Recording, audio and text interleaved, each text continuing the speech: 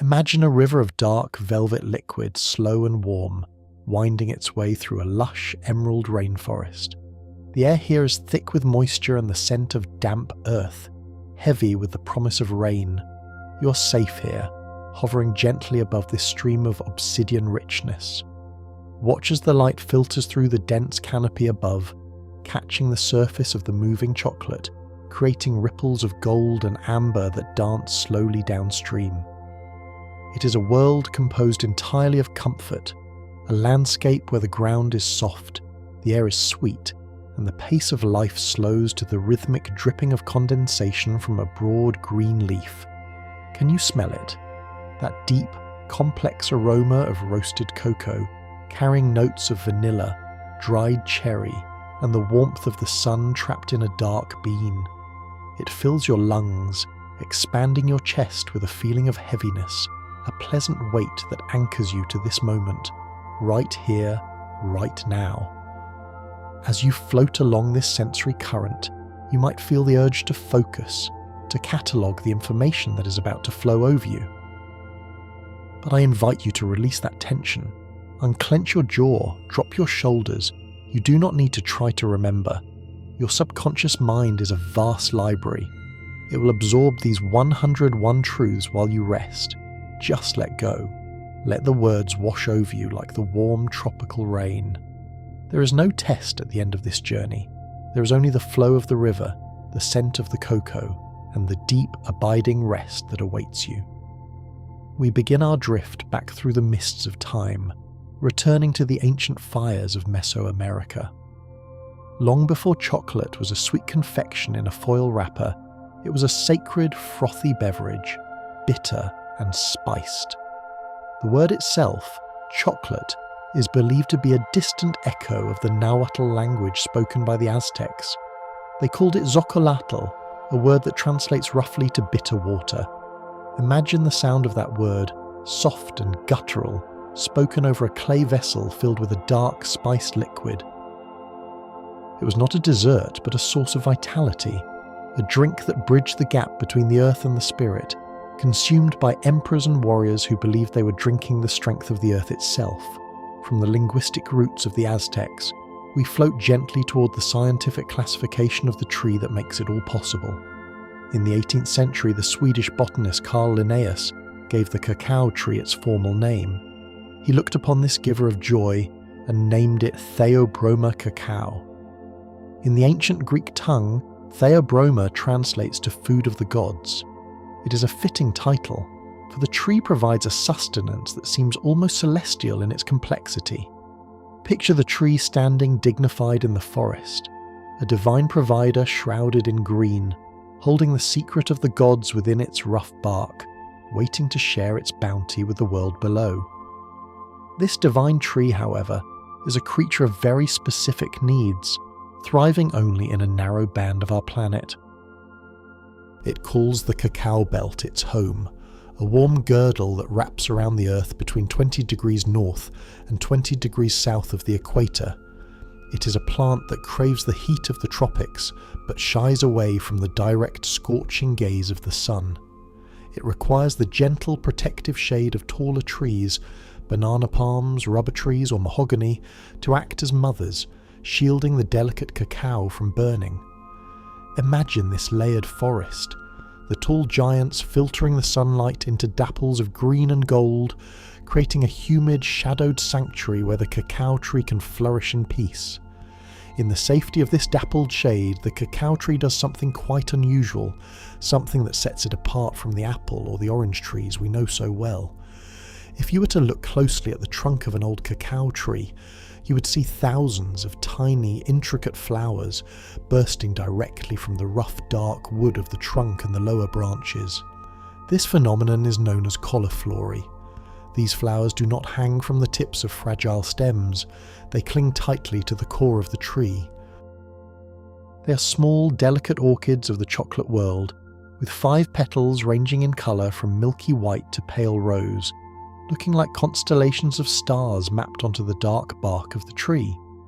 These tiny constellations, however, require a visitor even smaller than themselves to spark the creation of fruit. The cacao flower is not pollinated by the busy honeybee, whose wings are too large and boisterous for such delicate work.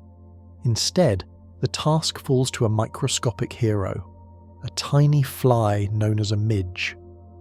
These midges, no larger than a pinhead, thrive in the damp, decaying leaf litter of the forest floor. In the complex dance of the rainforest, the chocolate we love depends entirely on these unseen gnats navigating the humid twilight of the understory, crawling into the intricate labyrinth of the cacao flower to ensure the continuation of the species. When the midge has done its work and the petals fall away, the miracle of the pod begins.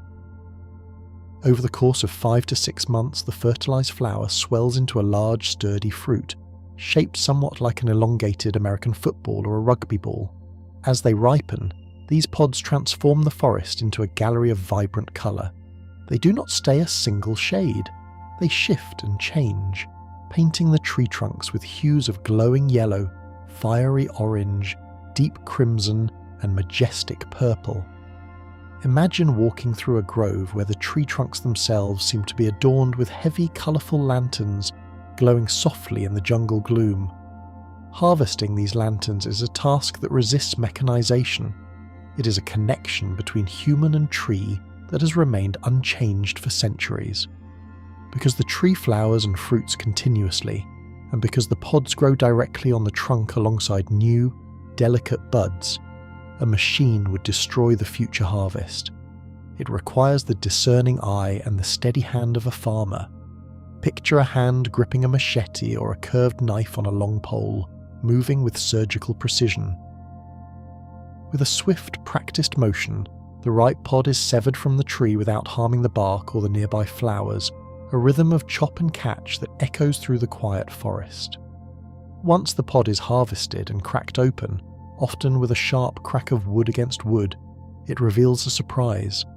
Inside the thick, hard rind, the cocoa beans are not yet brown or chocolatey.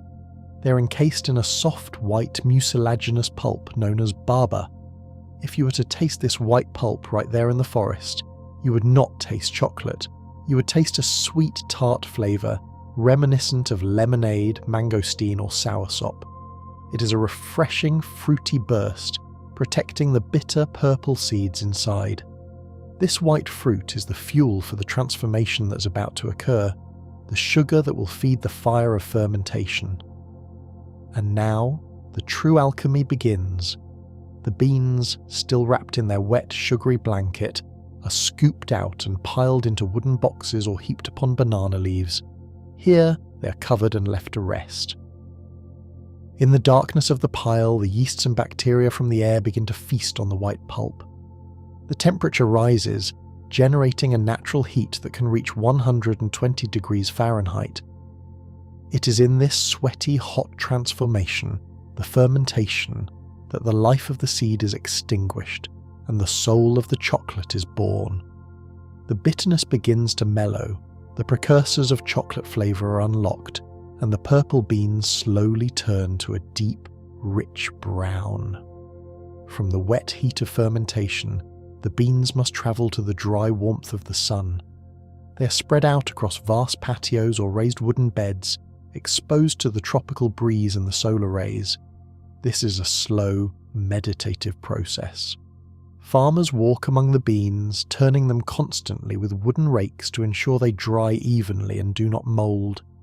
As the moisture evaporates, the beans shrink and the outer skin becomes papery and brittle. The air around the drying patios fills with a heavy, vinegary scent that slowly mellows into the first whispers of earthy cocoa. It is the sound of thousands of beans clicking against each other like dry pebbles, a percussive song of the harvest drying under the open sky. From the gentle, sun-baked clicking of the drying patio, we follow the beans into the belly of a deeper heat. The roasting drum awaits. Imagine a large, rotating cylinder of darkened steel, turning slowly, rhythmically, like the steady beat of a resting heart. Inside, the beans tumble over one another in a cascade of dry noise, a continuous rushing sound like pebbles being pulled back by an ocean wave.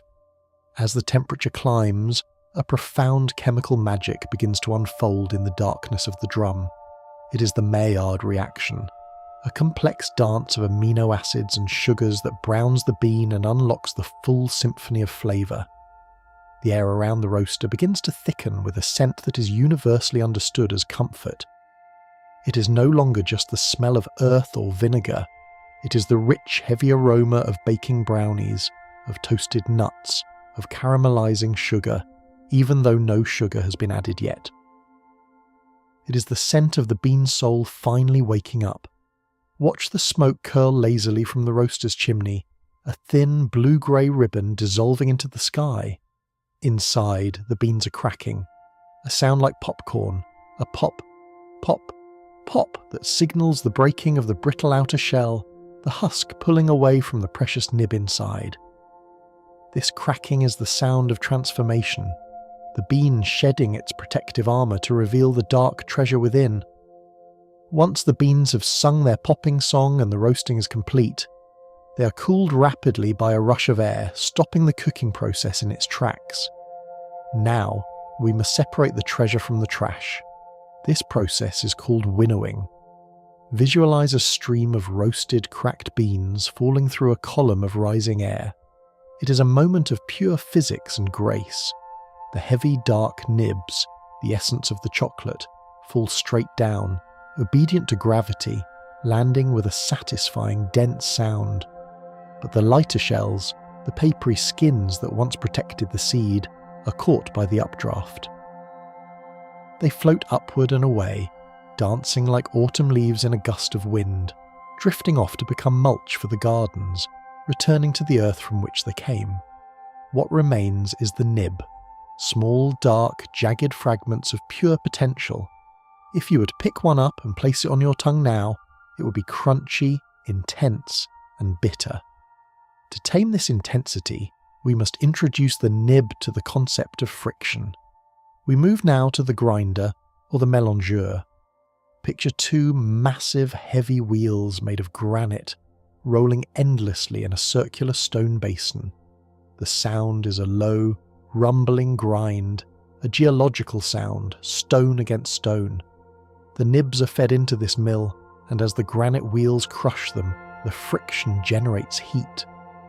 Watch closely as the solid nibs begin to surrender. Under the pressure and the warmth, the cell walls of the cocoa bean shatter, releasing the fat stored inside. This fat is cocoa butter. Slowly, miraculously, the dry, crunchy pile of nibs transforms into a thick, dark liquid. It shines under the factory lights, a glossy river of what is technically known as chocolate liquor, though it contains no alcohol. It is simply the liquid essence of the bean, flowing smoothly, swirling in the basin, dark as night and reflective as a mirror. The stone wheels continue their hypnotic rotation, smoothing the liquid, refining the microscopic particles until the mixture is as smooth as silk. And as you watch this dark liquid flow, swirling in its stone vessel, notice how your own thoughts have begun to smooth out. The friction of the day is grinding away, leaving only a quiet, liquid calm. You're doing perfectly. There is nothing to solve here. This liquid nature of chocolate is not just a result of the grinder's heat. It is a property written into the very physics of the cocoa butter itself. Cocoa butter is a fat with a unique and specific relationship to the human body. Its crystalline structure is designed by nature to remain solid and brittle at room temperature, a snap when you break a bar, but to melt at a very precise point, just below the temperature of the human body. Specifically, it begins to liquefy between 93 and 98 degrees Fahrenheit. This is why chocolate melts in your hand, and why, when placed on the tongue, it doesn't just soften, it floods the senses. It changes state from a solid to a liquid the moment it touches you, a physical connection that feels almost like a biological recognition. Drifting back from the modern factory to the misty origins of this relationship, we find ourselves in the humid lowlands of the Gulf of Mexico, nearly 3,500 years ago. We are in the time of the Olmecs. Before the Maya or the Aztecs built their great pyramids, the Olmecs, the rubber people, were already processing cacao. Archaeologists, dusting off the clay of millennia, have found the chemical fingerprints of theobromine in ancient pots dating back to 1500 BC. Imagine a rough, unglazed vessel, cool to the touch, resting in the dark soil of a long-forgotten settlement. Inside this pot, the residue of the very first chocolate drinks lingers, a ghostly chemical signature of civilization's first love affair with the bean. To the civilizations that followed, specifically the Maya, this bean was far more than a beverage ingredient. It was the currency of the realm. In the bustling marketplaces of the classic Maya period, the air filled with the sounds of bartering and trade, money did not clink, it rustled. Cacao beans were the coins of the day. A rabbit might cost you 10 beans, a pumpkin, perhaps 4. A sturdy slave or a prize turkey could cost 100 glorious dried beans. Imagine the weight of a leather pouch filled with cacao, the texture of the dry almond-shaped currency sliding through your fingers. To possess chocolate was to possess wealth itself. Counterfeiters would even empty the shells of empty beans and fill them with dirt or clay to pass them off as solid currency. The world's first financial fraud centered entirely around the value of this single plant. This value extended beyond the marketplace and into the sacred union of marriage. In the flickering torchlight of a Mayan wedding ceremony, the ritual was not sealed with a ring of gold, but with a shared bowl of chocolate. The bride and groom would sit facing one another, the air heavy with copal incense. A vessel of frothy, spiced chocolate would be presented. The groom would take a sip and pass it to the bride. She would sip and pass it back. This exchange of the bitter water symbolized the sharing of their lives, their blood, and their spirits. It was a liquid vow, consumed and internalized, binding them together with the strength of the earth. The most prized aspect of this ceremonial drink was not the liquid at the bottom, but the foam at the top. The soul of the drink resided in the bubbles. To the ancients, the foam was the breath of the wind god, a spiritual essence trapped in the liquid. Creating this foam required a specific and dramatic technique. Visualize a woman standing with 2 vessels. She holds one high above her head, filled with the dark, spiced liquid. The other sits on the ground. With a steady hand, she pours the chocolate from the high pot to the low one, a long dark waterfall crashing down, aerating the liquid, whipping air into the fats and proteins. She repeats this back and forth, pouring from the heights to the depths until a thick, towering head of bubbles rises, the crown of the drink, light, airy, and dissolving instantly upon the lip. Later, as the centuries turned, this pouring technique was aided by a tool that is still found in Mexican kitchens today, the molinillo. It is a beautiful object of carved wood, often made from the wood of the alder tree. Picture a slender baton, intricately turned on a lathe, with loose wooden rings carved directly into the shaft so they rattle when shaken. The head is bulbous and grooved. The user holds the handle between their palms and rubs their hands back and forth briskly, spinning the molinillo like a fire-starter drill inside the pot of hot chocolate. The sound is a rhythmic swish, swish, swish. The wooden rings clicking, the liquid whipping into a frenzy of froth. It is a sound of the kitchen, of preparation, of the anticipation of warmth.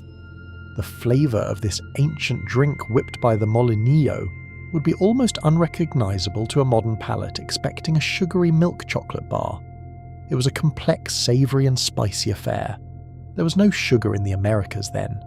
Instead, the Maya and Aztecs flavoured their chocolate with ear flour, vanilla orchid, allspice, and importantly, chili peppers. Imagine the sensation of drinking a warm, thick liquid that tastes of roasted cocoa and cornmeal, followed by the slow, blooming heat of a dried chili at the back of the throat. It was a drink that woke up the senses, a firewater that stimulated the heart and the mind, warming the body from the inside out against the damp chill of the rainforest night. Let that warmth settle in your own chest now, a gentle heat, like a small, safe fire glowing in the centre of a dark room.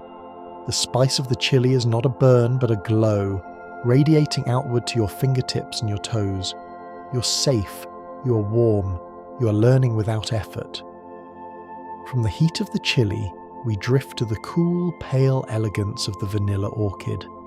The marriage of chocolate and vanilla is one of the oldest culinary partnerships in history, born in the same jungles.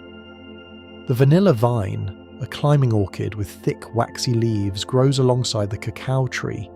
Its fruit, the vanilla bean, must be cured in the sun just like the cocoa bean to release its flavour. It is a poetic synchronicity, two distinct plants, growing in the same shade, requiring the same human patience to reveal their secrets, and finally uniting in the cup to create a flavour profile that is round, floral, and deeply soothing. The vanilla softens the harsh edges of the cocoa, wrapping the bitterness in a floral embrace that has lasted for thousands of years. The marriage of the orchid and the bean creates a bridge between worlds, a fragrant path that leads us across the vast rolling blue of the Atlantic. While the vanilla vine clings to the trees of the Americas, the journey of the cacao bean eventually found itself held in the dark holds of Spanish galleons, creaking through the salt spray and the moonlight of the 16th century. Imagine these heavy wooden ships, their sails ghost white against a starlit horizon, carrying a treasure more volatile than gold. In the damp darkness of the cargo hold, the beans rested in burlap sacks, breathing the brine of the sea, travelling toward a continent that had no name for them. When they arrived in the courts of Spain, the drink remained a guarded secret, a cloistered luxury of the elite, whispered about in the halls of monasteries and palaces, as precious and rare as a fallen star. The texture of this exclusivity began to soften as the secret spilled across the borders of Europe, landing in the ornate, candlelit parlours of France. It was here that chocolate became the ultimate symbol of romantic intrigue and aristocratic poise. Picture the Palace of Versailles, where the air is a perfume of powdered wigs, beeswax candles, and the steam rising from silver chocolate pots. It was the favourite indulgence of Marie Antoinette, who even had her own personal chocolate maker to the Queen. She preferred her cup prepared with the blossoms of the orange tree and powdered almond, a delicate floral variation that mirrored the elaborate gardens outside her windows. To hold a porcelain cup of chocolate in those days was to hold a status so high it felt weightless, a liquid gold that defined the boundaries of high society. This weightless luxury eventually found its way into the hands of the chemists and the dreamers of the industrial age, where the quest for the perfect texture led to the invention of the conche. In the late 1800s, a Swiss chocolatier named Rodolphe Lindt discovered quite by accident the secret to the melt-on-the-tongue smoothness we crave today. Legend says he left a mixing machine running over an entire weekend.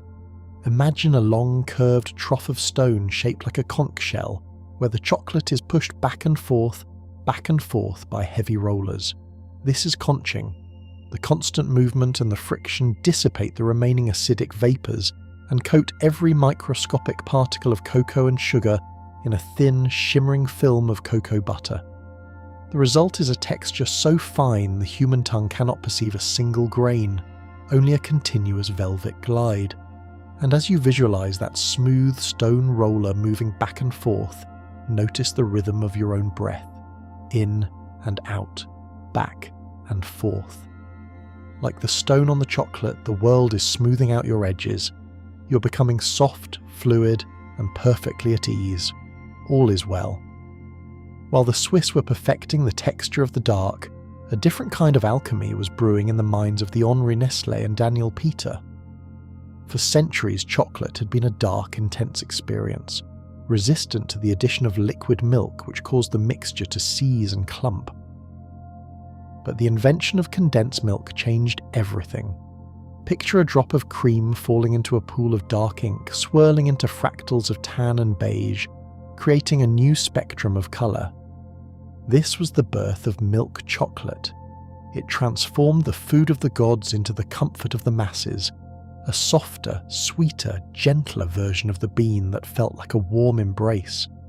It was the transition from the intensity of the jungle to the quiet peace of an alpine meadow, where the cows graze on grass still wet with morning dew. The colour of this meadow leads us to the surprising translucent beauty of white chocolate, a substance that often sparks debate in the halls of culinary tradition. Though it contains no cocoa solids, those dark particles that give chocolate its brown hue, it is the purest expression of the bean's fat. It is made from the ivory-coloured cocoa butter, pressed from the roasted nibs under immense pressure. Imagine a heavy hydraulic press squeezing the essence from the bean, a pale golden oil dripping into a waiting vat. When mixed with sugar and milk, it becomes a creamy, buttery confection the colour of a winter moon. It is the ghost of the chocolate bean, carrying the aroma and the silken mouthfeel without the weight of the dark, a luminous presence that melts into nothingness. Echoing this silence of colour is the fascinating structural integrity of the snap. When you hold a high-quality bar of dark chocolate, there is a specific sound it makes when broken, a sharp, clean crack that rings out like a dry twig snapping in a quiet forest. This sound is the audible proof of tempering. Tempering is the process of carefully heating and cooling the chocolate to align the fat crystals of the cocoa butter into a stable, uniform structure. If the crystals are messy, the chocolate is soft and dull. But when they are aligned, like soldiers on parade, the chocolate becomes dense, shiny, and brittle. It is a triumph of molecular architecture, a rigid lattice of carbon and hydrogen that holds its shape until the very moment it meets the warmth of your breath. This rigid structure, however, hides a deep chemical complexity that rivals the finest wines in the world. While a typical wine may have around 200 distinct flavour compounds, chocolate is a labyrinth of over 600. Within a single bite, there are notes of tobacco, red fruit, earth, honey, jasmine, and even the scent of a summer rain on hot pavement. It is a sensory map of the world. To taste chocolate truly is to embark on a journey through every climate and soil. One bean from Madagascar might taste of bright acidic raspberries, while a bean from Ecuador whispers of deep floral jasmine and roasted coffee. It is a world of diversity contained within a single dark square, a library of flavour waiting to be read by the senses. As these flavours bloom in your mind's eye, your body feels heavier, sinking deeper into the soft support beneath you. The complexity of the world is fading, replaced by a single, simple feeling of peace. You're drifting further into the quiet. While the flavour profile is a library, the chemistry of chocolate is a pharmacy of the soul. Within the bean lies a unique compound called phenylethylamine, often referred to as the love chemical. It is the same chemical the brain releases when we feel the first spark of attraction, the fluttering sensation of a heart skipping a beat. When we consume chocolate, we are, in a very real chemical sense, ingesting the essence of affection. It stimulates the release of dopamine in the pleasure centers of the brain, a soft golden glow of satisfaction that radiates from the mind through the nervous system. It is nature's way of rewarding us for our curiosity, a chemical thank you from the plant kingdom to the human heart. The texture of this chemical joy is further enhanced by the presence of theobromine, the namesake of the tree. Unlike the sharp, jagged energy of caffeine, theobromine provides a long, slow, and gentle lift. It is a vasodilator, meaning it relaxes the blood vessels and allows the heart to beat with less effort. Imagine the feeling of your pulse slowing down, the vessels in your body widening like quiet country roads, allowing the blood to flow easily and warmly to your extremities. It is a quiet stimulation, a wakefulness that doesn't disturb the peace, like the soft light of a lamp in a darkened room. It provides clarity without anxiety, a steady hand in the rush of the world. From the quiet roads of the bloodstream, we drift finally to the sheer, monumental scale of the world's love for this bean. Every year, the world consumes over 7 million tons of chocolate. If you were to visualize this, imagine a mountain of dark, shimmering blocks reaching up toward the clouds, a monument built by the shared cravings of billions of people. It is a universal language. From the smallest village to the largest metropolis, the sight of a chocolate bar is recognised as a promise of a moment's peace. We're all connected by this singular ancient plant, a global community linked by a taste for the bitter and the sweet, a collective heartbeat that follows the rhythm of the cacao pod's growth in the distant sun-drenched tropics. The air grows still as we contemplate this vast chocolate-coloured world. The images before you are softening, the edges of the pictures blurring into a haze of warm ambers and deep mahoganies. The river of cocoa we began with is now a vast, calm lake, its surface as smooth as polished glass. You are at the centre of this stillness. The facts you have heard are like small stones dropped into the water. They create gentle ripples that touch the shore of your mind and then vanish, leaving the surface perfectly still. Your subconscious has everything it needs. The library is open, the shelves are being filled, and you're free to simply exist in the quiet space between the words. The stillness of the lake, reflecting the moonlight in a sheet of perfect silver, leads our minds away from the open water and into the warm, bustling shadows of 17th century London. Imagine walking through a fog-laden alleyway, the cobblestones slick with rain, until you see the amber glow of a window. This is a chocolate house. Inside, the air is a thick, intoxicating cloud of roasted beans and boiling water, far removed from the rowdy energy of the coffee houses nearby. Here, the elite gather in velvet-lined booths, their silhouettes cast long and flickering by the firelight. It is a sanctuary of sensory indulgence where the outside world, with all its noise and politics, is held at bay by the simple act of lifting a heavy steaming cup to one's lips. The clink of silver spoons against porcelain is the only clock that matters here, a rhythmic reminder that time is meant to be savoured, not chased. While the chocolate houses provided a refuge for the body, the chocolate itself possesses a strange, ghostly life of its own, leading us to the curious phenomenon known as the bloom. You may have once opened a forgotten bar to find its surface dusted with a pale white film, looking like frost on a winter window or the fine silt of a sun-bleached road. This is not a sign of decay, but a sign of the chocolate's inherent restlessness. It is the fat bloom, a physical migration where the cocoa butter, through changes in temperature, moves through the dark lattice of the chocolate to settle on the surface. Imagine these tiny molecules of fat, like microscopic travellers, navigating the dense terrain of the cocoa solids to find the light. Or perhaps it is a sugar bloom, where moisture has drawn the sweetness to the surface to crystallise into a fine, crunchy veil. In either case, it is a testament to the fact that chocolate is a living, changing structure, never truly still even when it sits in the quiet of a cupboard. The texture of this white bloom, as delicate as a moth's wing, reminds us of the exquisite care once required to serve this liquid treasure. In the royal courts of Europe, the act of drinking chocolate was a choreographed ritual of grace. To prevent a single, precious drop from staining a silk waistcoat or a lace cuff, inventors created the trembleuse. Picture a saucer with a high, raised rim, a silver or porcelain cage that held the cup firmly in place.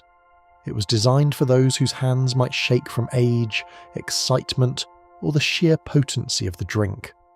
Holding a trembleuse was an exercise in poise. It turned the act of drinking into a moment of stillness and focus. The weight of the silver, the coolness of the porcelain, and the steady, unmoving cup all work together to ground the drinker in the present, a physical anchor in a world of fluttering fans and whispered secrets. And as you visualise that steady cup, held in its silver cage, feel a similar stability spreading through your own limbs. Your body is supported, your mind is held in a safe, quiet space. You are as steady and calm as the porcelain. Your breathing is deep, slow, and effortless. Echoing this outward stability is the hidden, microscopic strength of the bean itself, which functions as a superfood of the natural world. Within the dark folds of the cocoa solid, lies a concentrated treasury of flavonoids and antioxidants, far more potent than those found in most fruits. These molecules are the defenders of the plant, developed over eons to protect the seeds from the harsh tropical environment. When we consume them, they act as tiny lanterns within our own biology, neutralizing the shadows of oxidative stress and supporting the health of our hearts. Imagine these golden sparks traveling through your veins, a quiet army of light fortifying your system while you rest. It is a gift from the ancient forests, a concentration of the sun's energy and the earth's minerals, distilled into a form that is as healing as it is delicious. The transition from this liquid medicine to the solid bar we know today was a journey of nearly 4,000 years, culminating in a quiet workshop in Bristol in the year 1847. Here, Joseph Fry discovered that by adding melted cocoa butter back into the dry cocoa powder and sugar, he could create a paste that would hold its shape in a mould. Picture the very first chocolate bar. It was not the smooth, polished rectangle of today, but a rustic, dark, and grainy slab. Yet, it represented a revolution of form. It was the moment chocolate became portable, a solid companion for the journey. The sound of that first bar being pulled from its tin mould, a hollow metallic clink, was the herald of a new era. It transformed chocolate from a fleeting liquid experience into a permanent tactile treasure that could be tucked into a pocket and carried across the world. The eye's desire for this treasure is often guided by the colours that wrap it, leading us to the deep, resonant blues and shimmering golds of the chocolate's attire. Have you ever wondered why so many iconic chocolate brands choose a specific shade of royal blue? In the psychology of colour, blue is the hue of trust, of the evening sky, and of the deep, tranquil ocean. When paired with the richness of chocolate, it creates a visual harmony that tells the brain to prepare for a moment of reliable comfort. The crinkle of the foil, the sliding of the paper, these are the opening notes of a symphony. Imagine the light catching the embossed gold lettering on a wrapper, a promise of quality that begins before the chocolate is even seen. The packaging is a protective cocoon, a silken barrier that keeps the world's dust away from the velvet prize inside. While we look toward the modern wrapper, the dust of time pulls our gaze back down, deep into the earth of ancient Ecuador. In the Mayo Chinchipe highlands, archaeologists have recently uncovered ceramic vessels that rewrite the history of our love affair with the bean. These pots, buried for over 5,300 years, contain the oldest chemical traces of cacao ever found. This pushes the origin of chocolate back 1,500 years earlier than previously thought. Imagine a hand 5 millennia ago smoothing the clay of a pot that would hold the very same substance you enjoy today. It is a thought that collapses time. The connection between that ancient human and you is a bridge made of cocoa, a shared lineage of taste that has survived the rise and fall of empires, the shifting of continents, and the turning of the stars. The timelessness of this bean eventually broke the bonds of Earth entirely, travelling from the deep soil of Ecuador to the silent, weightless vacuum of space. Chocolate has been a staple of astronaut diets since the early days of the Apollo missions. In the sterile, high-tech environment of a space capsule, where everything is measured and functional, a piece of chocolate is a vital link to the warmth of home. Imagine a small square of dark chocolate floating in zero gravity, a spinning obsidian cube reflecting the blue light of the Earth below. As the astronaut catches it, the familiar melt and the earthy aroma provide a sensory grounding that no machine can replicate. It is a reminder of gravity, of soil, and of the human heart, held in the hand while drifting among the distant, silent galaxies. To truly experience this earthly treasure, whether on the ground or among the stars, one must engage in the ritual of the 5 senses. It is a meditative practice that begins not with the tongue, but with the ear. First, you listen for the snap, the clear, high-pitched note of tempered perfection. Then, you look at the surface, seeking the temple gloss, a shine so deep you can almost see your own reflection. You feel the texture, the silkiness between your thumb and forefinger. Then, You inhale, letting the scent of dried fruit and toasted wood fill your mind. Only then do you let it rest on your tongue without chewing, allowing the heat of your body to unlock the 600 flavour compounds. And as you imagine this ritual, your own senses are softening. The sounds of the room are becoming distant. The light behind your eyelids is a warm chocolate glow. You're practicing the ultimate ritual now, the ritual of letting go. Every breath is a release. Every thought is a drifting cloud. Finally, we drift back to the sacred shadows of the Mayan Xibalba, or the underworld. To the ancient Maya, cacao was not just a food of life, but a guide for the soul's journey after death. It was believed that the maize god was reborn from a cacao pod, and thus the bean became a symbol of eternal life and resurrection. In the dark limestone caves of the Yucatan, which the Maya saw as the entrance to the underworld, they left offerings of chocolate in beautifully painted vases. They believed the scent of the cocoa would nourish the spirits on their long journey through the darkness toward the light. Imagine the silence of such a cave, the cool drip of water from a stalactite, and the lingering ghostly aroma of a 1,000-year-old offering. It is the final rest of the bean, a sacred companion in the quiet, a bridge between the world we know and the infinite peace that follows. Are floating in that same vast and gentle quiet. The silence of the cave, that sacred Mayan gateway, dissolves now into the microscopic world where the very geometry of matter begins to dance. Within every piece of perfectly tempered chocolate lies a hidden landscape of crystals, a mathematical architecture that defines the sensation on your tongue. Imagine you're shrinking, becoming smaller than a grain of sand, smaller than a single cell, until you're floating among the molecules of cocoa butter. There are 6 different ways these molecules can arrange themselves, 6 polymorphs, each with its own character. Some are unstable, crumbling like loose sand, others are soft and greasy. But the one we seek, the legendary Form 5, is a masterpiece of precision. Visualize these molecules aligning themselves like a perfectly synchronized choir, or the intricate gears of a celestial clock. They lock together in a stable, tight embrace, creating a crystal structure that is both strong and elegant. This is the secret to the shine you see and the snap you hear.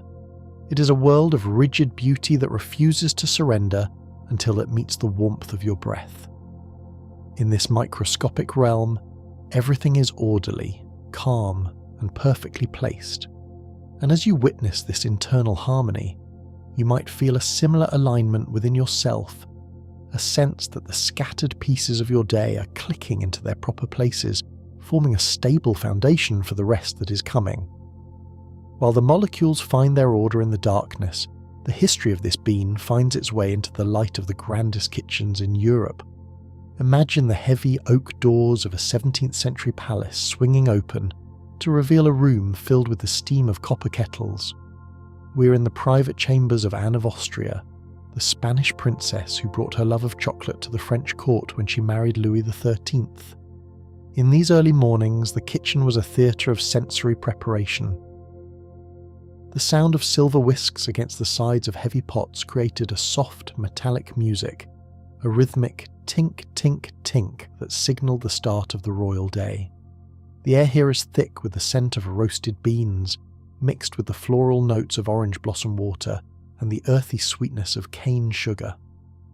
Anne's personal chocolate makers were like alchemists, guarding their recipes as if they were state secrets. They worked with a focused, quiet intensity, understanding that a single cup of this black gold had the power to soothe a queen's mind or spark a diplomatic conversation. The light in these kitchens was always soft, filtered through high, arched windows, catching the dark, glossy surface of the liquid as it was poured into delicate, eggshell-thin porcelain. It was a bridge between the wild, untamed jungles of the New World and the refined, velvet-lined halls of the Old World, a liquid peace that smoothed the jagged edges of politics and power. The texture of this royal indulgence began to change forever in 1828, when the heavy, rhythmic groan of iron machinery entered the story. Imagine a workshop in Amsterdam, where Casparus van Houten is standing before a massive hand-cranked hydraulic press. The air smells of grease and hot metal, but beneath it lies the familiar, comforting aroma of cocoa. This machine was designed to do what the human hand could not, to apply enough pressure to literally squeeze the fat out of the bean. Watch as the heavy iron plate descends, moving with a slow, irresistible force. From the bottom of the press, a pale, golden liquid begins to seep out, the pure cocoa butter, leaving behind a dry, brittle cake of dark solids. This was the birth of Dutch cocoa. By removing the heavy fat, Van Houten created a powder that could finally mix easily with water or milk, making the drink lighter and more accessible to everyone. But more importantly, it left behind the cocoa press cake, which could be ground into a fine, dark dust. This process was the mechanical breath that allowed chocolate to evolve. It was the moment the bean was broken apart so it could be rebuilt into something new. The sound of that iron press, the steady clunk, groan, hiss, was the heartbeat of the modern chocolate world. It was a transformation of state, a shedding of the old to make way for the new, much like the way your own mind is now shedding the weight of the day's concerns, and as that weight lifts, your breathing slows. You're feeling lighter now, as if the pressure of the world has been released, leaving behind only the pure, quiet essence of yourself. You're doing so well. Just let the river carry you further. The mechanical pressure of the press leads our thoughts to the internal pressure of the human heart, where chocolate performs its most vital work. Within the dark, concentrated folds of the cocoa bean lies a specific group of compounds called flavanols. These are not just flavours, they are the messengers of relaxation. When they enter your system, they signal the walls of your blood vessels to produce nitric oxide, a gas that tells the muscles around your arteries to relax and widen. Imagine your circulatory system not as a series of tight, strained tubes, but as a vast, calm network of wide, flowing rivers. The blood moves more easily now, carrying warmth and oxygen to every corner of your body without effort.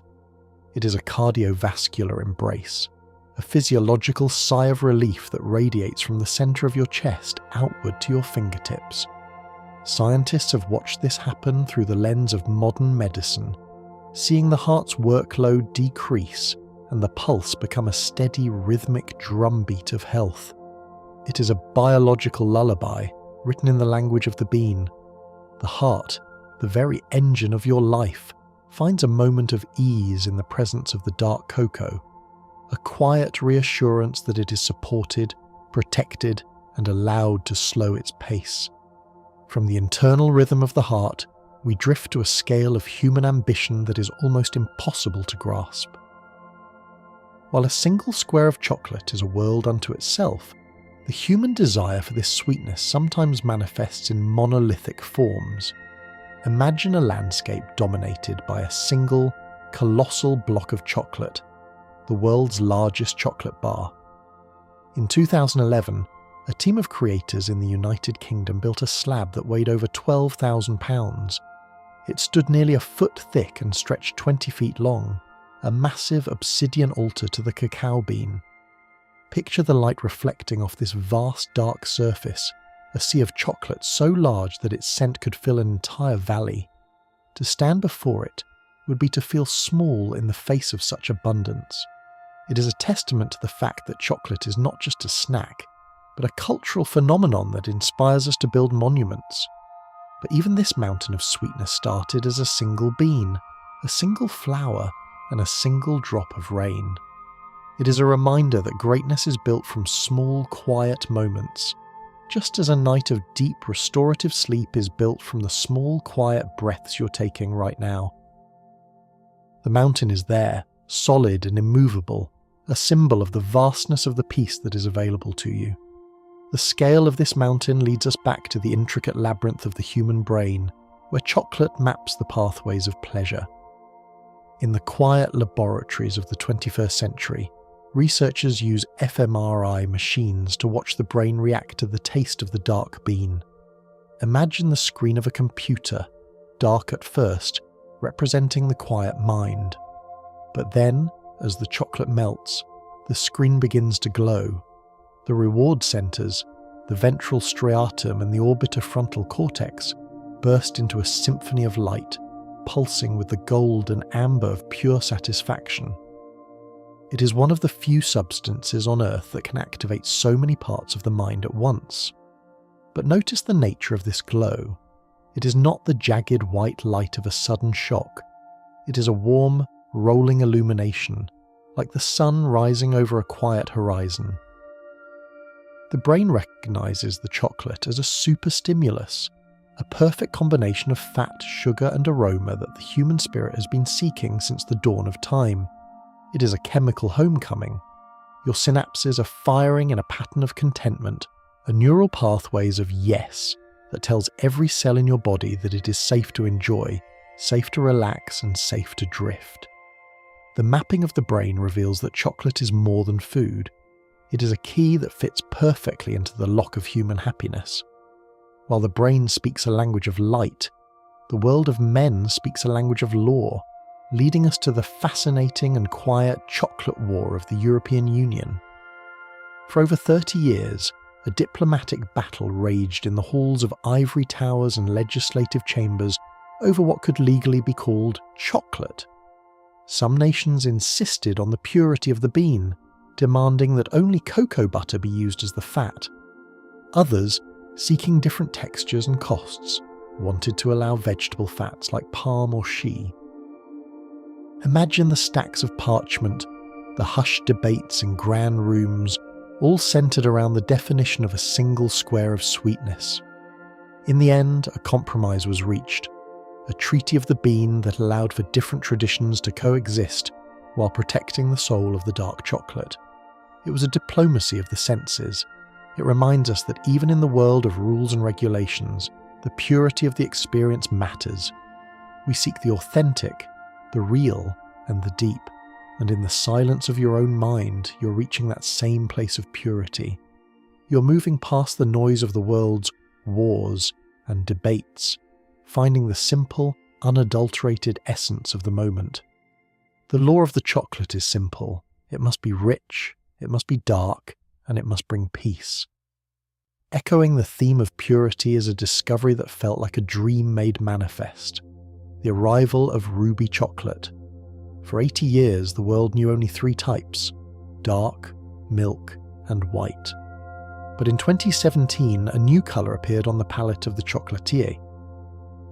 Imagine a chocolate that is naturally a dusty, vibrant pink, like the sky just after the sun has dipped below the trees. It is not dyed with berries or chemicals. The colour is hidden within the ruby cocoa bean itself. When processed in a specific, secret way, the bean reveals this rose-coloured soul, and as you visualise this soft pink hue, feel a gentleness washing over your thoughts. The world doesn't have to be just black and white, or even dark and milk. There is room for the unexpected, the beautiful and the new. Your breathing is a soft pink rhythm, rising and falling like a distant tide.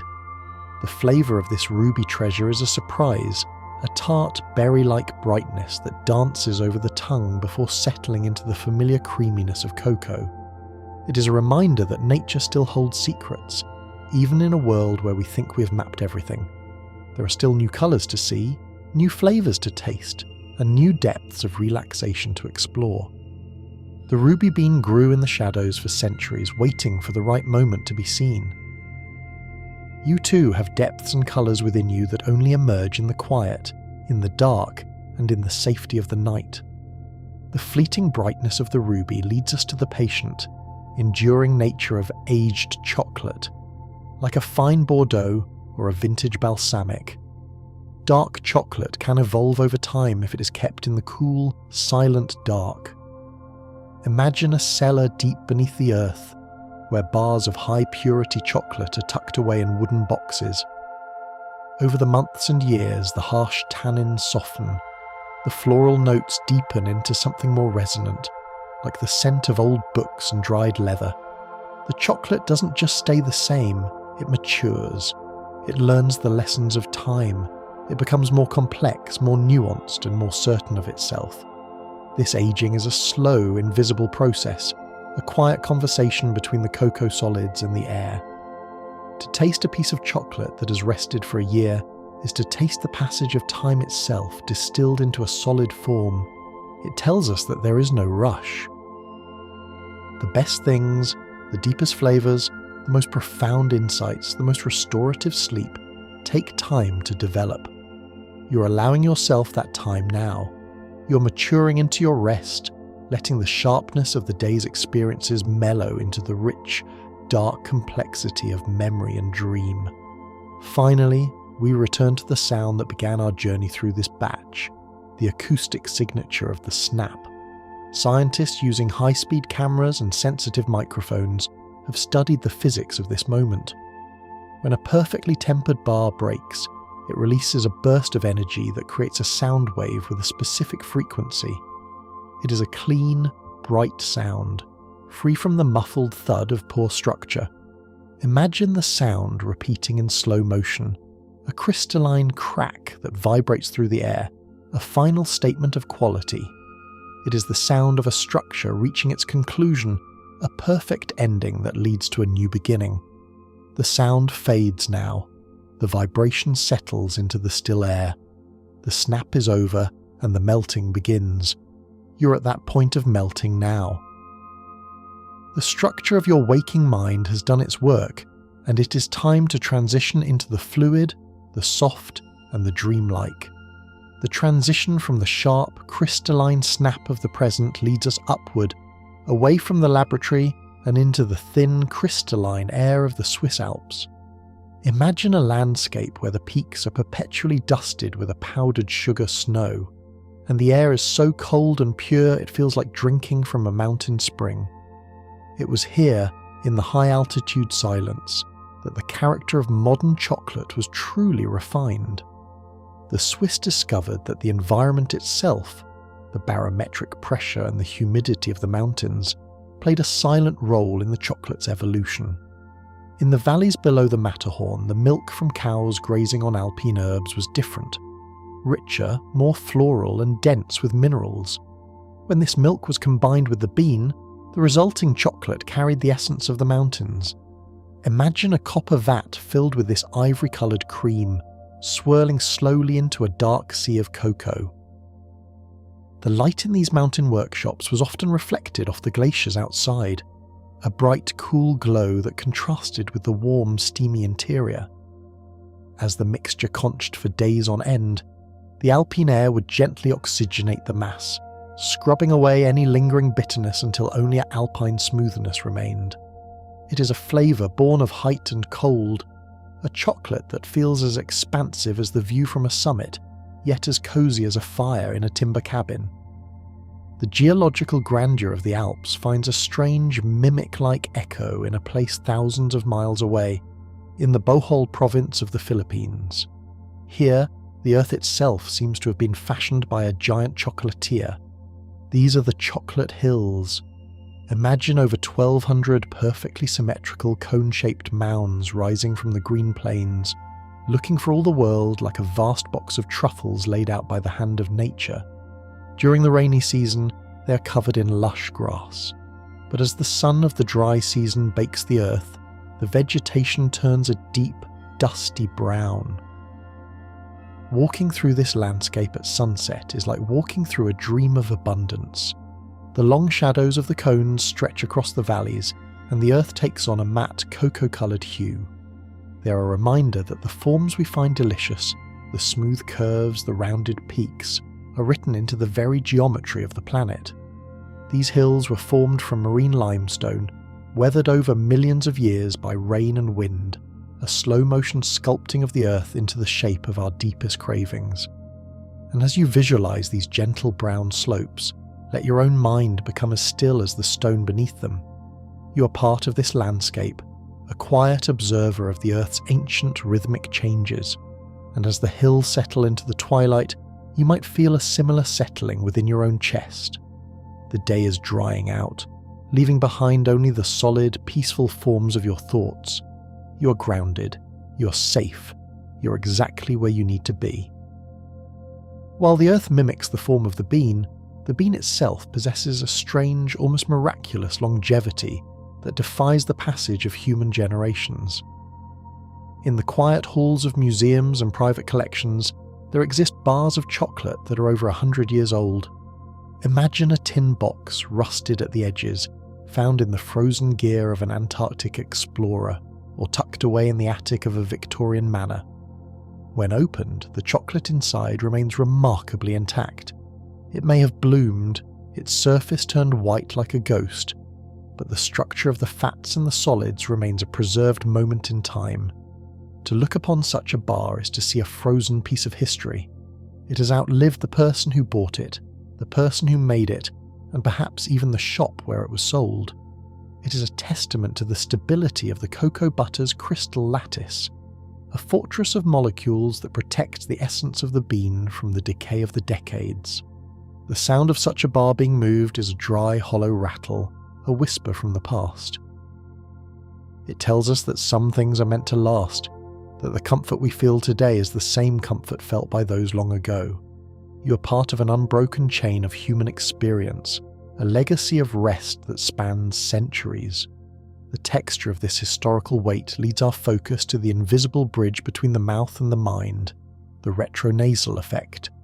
Have you ever noticed that the flavour of chocolate seems to expand only after you have begun to melt it? This is because the true magic of chocolate happens in the air behind your palate. As the solid becomes a liquid, the warmth of your body releases volatile aroma molecules. These tiny travellers do not go out through your lips. They drift upward, through the back of your throat, to the olfactory receptors in your nose. Imagine this as an internal flowering. While the tongue tastes the sweetness and the bitterness, the nose perceives the jasmine, the smoke, the cherry and the leather. It is a full-bodied experience that requires you to breathe. To truly taste chocolate, you must inhale the moment. As you breathe in now, imagine that same expansion happening in your mind. A blossoming of calm, a widening of your awareness that takes in the scent of the night and the softness of the air. Each breath is a way of tasting the peace around you, letting it circulate through your system, informing every cell that the world is quiet and the time for rest has arrived. The delicacy of this aroma leads us to the search for the Maltese falcon of the chocolate world, the Criollo bean. In the vast plantations of the world, most chocolate comes from the hardy, productive Forastero tree, but the Criollo is a fragile, aristocratic rarity. It produces fewer pods, and the trees are susceptible to the slightest whim of the weather. The beans themselves are not purple, but a pale, milky white, looking like pearls hidden inside a rough, colourful shell. The flavour of a pure Criollo is so complex and so devoid of bitterness that it has been described as tasting of the first morning of the world. It is a delicate, fleeting elegance that vanishes almost as soon as it is perceived. In the dappled light of a Venezuelan forest, these rare trees stand like silent royalty, their thin-skinned pods glowing in shades of pastel green and soft red. To seek out the Criollo is to pursue a ghost of perfection. It reminds us that sometimes the most valuable things in life are the ones that require the most care, the ones that are the most vulnerable, and the ones that must be savoured with the most profound attention. You are treating yourself with that same care now, honouring the rarity of your own peace. Echoing this sense of preciousness is the role chocolate played in the birth of nations, specifically during the American Revolution. In the cold, candlelit camps of the Continental Army, chocolate was not a luxury, it was a vital ration. George Washington himself was known to be a devotee, ordering large quantities of chocolate for his household and his officers. Imagine a soldier sitting by a low fire, the snow falling softly on his wool coat. He has a simple wooden bowl filled with a thick, gritty chocolate gruel, sweetened perhaps with a bit of maple sugar or thickened with hardtack. In that moment of shivering cold and uncertainty, the chocolate provided more than just calories. It provided a sensory link to the idea of home and civilization. The warmth of the cup against his palms was a physical anchor in a world of turmoil. Even in the midst of revolution and the building of new worlds, the human need for the comfort of the bean remained constant. It was a liquid courage, a dark, warm fuel for the spirit. As you feel the warmth of your own bed, imagine that same feeling of safety and sustenance. The world outside may be vast and complex, but here, in the small circle of your own rest, you have everything you need to be whole. While the soldier found comfort in the simple gruel, the modern world has refined this comfort into the architectural marvel of the truffle. A truffle is a study in duality, a firm, protective outer shell and a soft, yielding heart of ganache. The word ganache itself is a beautiful accident, allegedly born when a clumsy apprentice spilled hot cream into a bowl of melted chocolate and was called a ganache, a fool, by his master. But the result was a texture so divine it redefined the confectioner's art. Imagine the process of making a truffle, the gentle heating of the cream until it just begins to shimmer, the slow pouring of that cream over a pile of dark chocolate chips, and the quiet whisking that turns the two into a glossy, unified whole. It is a marriage of opposites. When you bite into a truffle, there is a microsecond of resistance, the snap of the shell, followed by a total surrender as the centre melts away. It is a metaphor for the process of falling asleep. You begin with the structure of your day, the firm boundaries of your waking mind. But as the warmth of the night takes over, those boundaries dissolve. You melt into the soft velvet centre of your own consciousness, where there is no resistance, only a smooth liquid peace. And as you melt into that peace, notice how the tension in your legs and feet has vanished. You're becoming the ganache, smooth, warm, and perfectly blended with the quiet of the room. There is no outer shell anymore. There is only the soft centre. You're doing perfectly. As this sweetness settles, we contemplate the angel's share of the chocolate factory. Much like the aging of whiskey, where a portion of the spirit evaporates into the heavens, the process of conching and roasting chocolate releases a cloud of aromatic particles into the surrounding air. In the towns of Hershey, Pennsylvania, or Bournville in England, the very atmosphere is saturated with the scent of chocolate. It clings to the bricks of the buildings, the leaves of the trees, and the clothes of the people. Imagine living in a world where the air you breathe is a constant reminder of comfort. The angel's share is a sacrifice of the material to the ethereal, a part of the chocolate that is given up so that the rest can be refined. In your own life, sleep is your angel's share. It is the time when you give up your hold on the physical world, allowing your experiences to evaporate into the realm of dreams so that your spirit can be refined and restored. The scent of the day's worries is drifting away, leaving behind a clarified version of yourself, ready to begin again in the morning. The ethereal nature of the scent leads us to the mystical and often debated connection between chocolate and the pineal gland.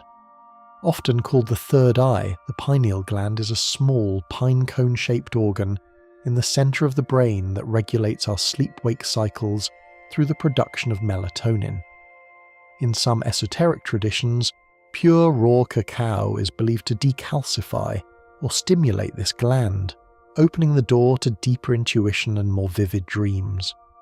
While the science of this is still being explored, we know that the magnesium and theobromine in chocolate do indeed promote a state of relaxed alertness that is perfect for the transition into sleep.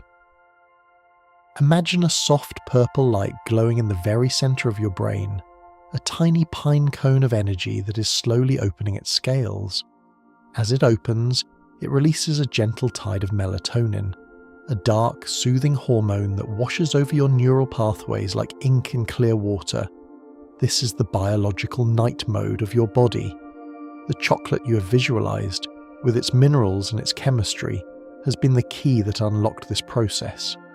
Your third eye is closing to the world of light and opening to the world of shadows, where your dreams are waiting to be born. It is a sacred biological transition, a homecoming to the quiet darkness of your own inner self. Finally, our journey through this batch takes us to the deepest, most silent places on Earth, the bottom of the ocean. In recent years, experimental chocolatiers have begun pressure aging chocolate by submerging it in waterproof containers deep within the sea. They believe that the immense crushing pressure of the deep water, combined with the constant cold temperature and the subtle vibrations of the tides, creates a flavour profile that cannot be achieved on land. Imagine a crate of dark chocolate resting on the sandy floor of the abyss, miles below the waves. There is no light here, only the immense, heavy silence of the water. The pressure is constant, a physical embrace that forces the molecules of the chocolate into an even tighter, more harmonious union. The chocolate is aging in a place of absolute peace, far removed from the storms and the sun of the surface. You are like that chocolate now. You have descended through the layers of your day, moving past the light and the noise, until you have reached the deep, silent floor of your own rest.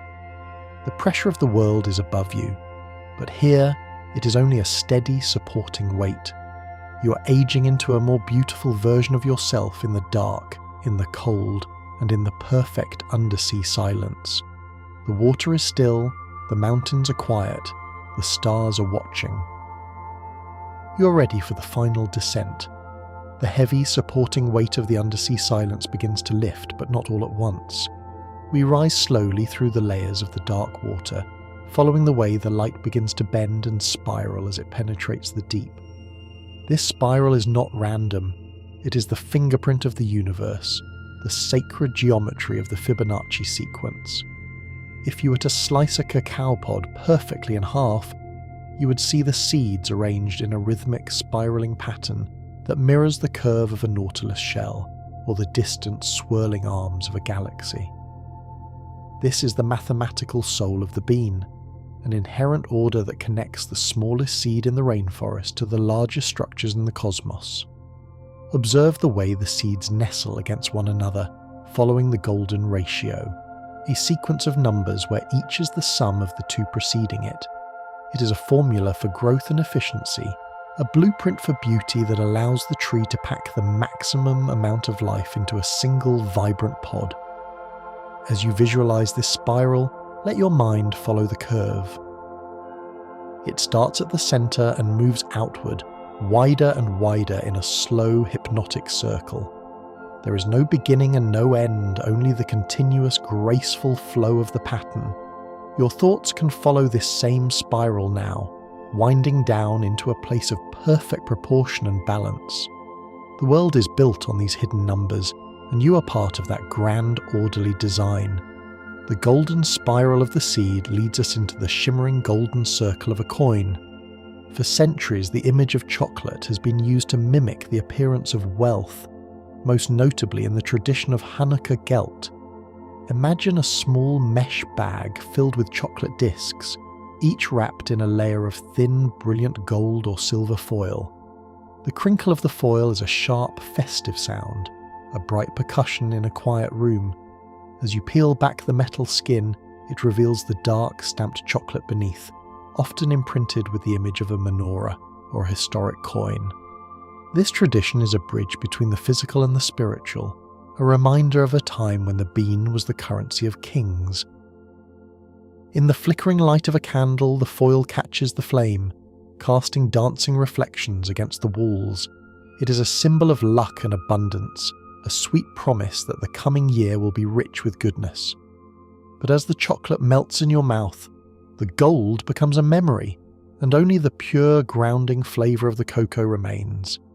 You're peeling back the layers of your own day now, setting aside the foil of your worries to reveal the solid, nourishing peace that lies underneath. Everything that glitters is falling away, leaving only the warmth of the centre. While the world seeks the gold of the foil, the true treasure of the Andes is a bean that has lost its colour entirely. In the Piura Valley of Peru, there exists a rare variety of cacao known as cacao blanco, the white cacao of the desert. Unlike the deep purple seeds found elsewhere, these beans are a pale porcelain white. Imagine a burlap sack resting in the shade of a white-walled hacienda, filled with these albino treasures. They are the rarest of the rare, once thought to be a myth or a mistake of nature. When you look at a white cacao bean, you are looking at a genetic ghost. It lacks the intense anthocyanins that give traditional chocolate its purple hue and its astringent bite. Because of this, the flavour of Pura Blanco is incredibly soft, tasting of lime, honey, and toasted bread. It is a chocolate that feels like it was made from moonlight rather than earth. The light in the Pura desert is harsh and blinding, but in the shade of the drying racks, these pale beans seem to glow with a soft internal luminescence. They are a reminder that even in the most difficult environments, something delicate and pure can flourish. You're finding that same delicate purity within yourself now, a quiet space that is untouched by the heat and the noise of the outside world. And as this knowledge of the white bean settles into your mind, your breathing slows even further. Your chest rises and falls like a slow tide on a pale, sandy shore. You're doing so well. The world is becoming as soft and as light as the Pura sun. The softness of the Peruvian desert fades into the cold, iron-grey reality of history, where chocolate took on a rugged, stoic form. During the Second World War, the chocolate bar was drafted into service as the D-ration. This was not the sweet, melting treat we know today. It was a bar designed for endurance. It was made to be hard, high in calories, and, crucially, designed to taste just a little better than a boiled potato, so that soldiers wouldn't eat it all at once. Imagine a soldier's mud-stained hands reaching into a pocket of a heavy canvas jacket to find a thick, matte brown block. The bar was so dense it could barely be bitten. It had to be shaved off with a knife or chewed slowly over the course of a long, cold night. In the silence of the trenches or the belly of a bomber, that little bit of chocolate was a lifeline. It carried the energy of the sun into the darkest moments of the human story. The sound of the wrapper, a dull, heavy paper, was the sound of survival. It reminds us that chocolate has always been a companion in the dark, a source of strength when the world feels heavy and cold. You don't need that kind of survival strength tonight. You can let the hardness of the world dissolve. The D-ration of your day is over, and you're free to return to a state of softness and ease. This transition from the solid and the hard to the fluid and the free brings us to the mesmerizing physics of the chocolate fountain. Imagine a wall of liquid chocolate several tiers high, cascading down in a continuous shimmering curtain. This is not just a culinary display. It is a lesson in fluid dynamics.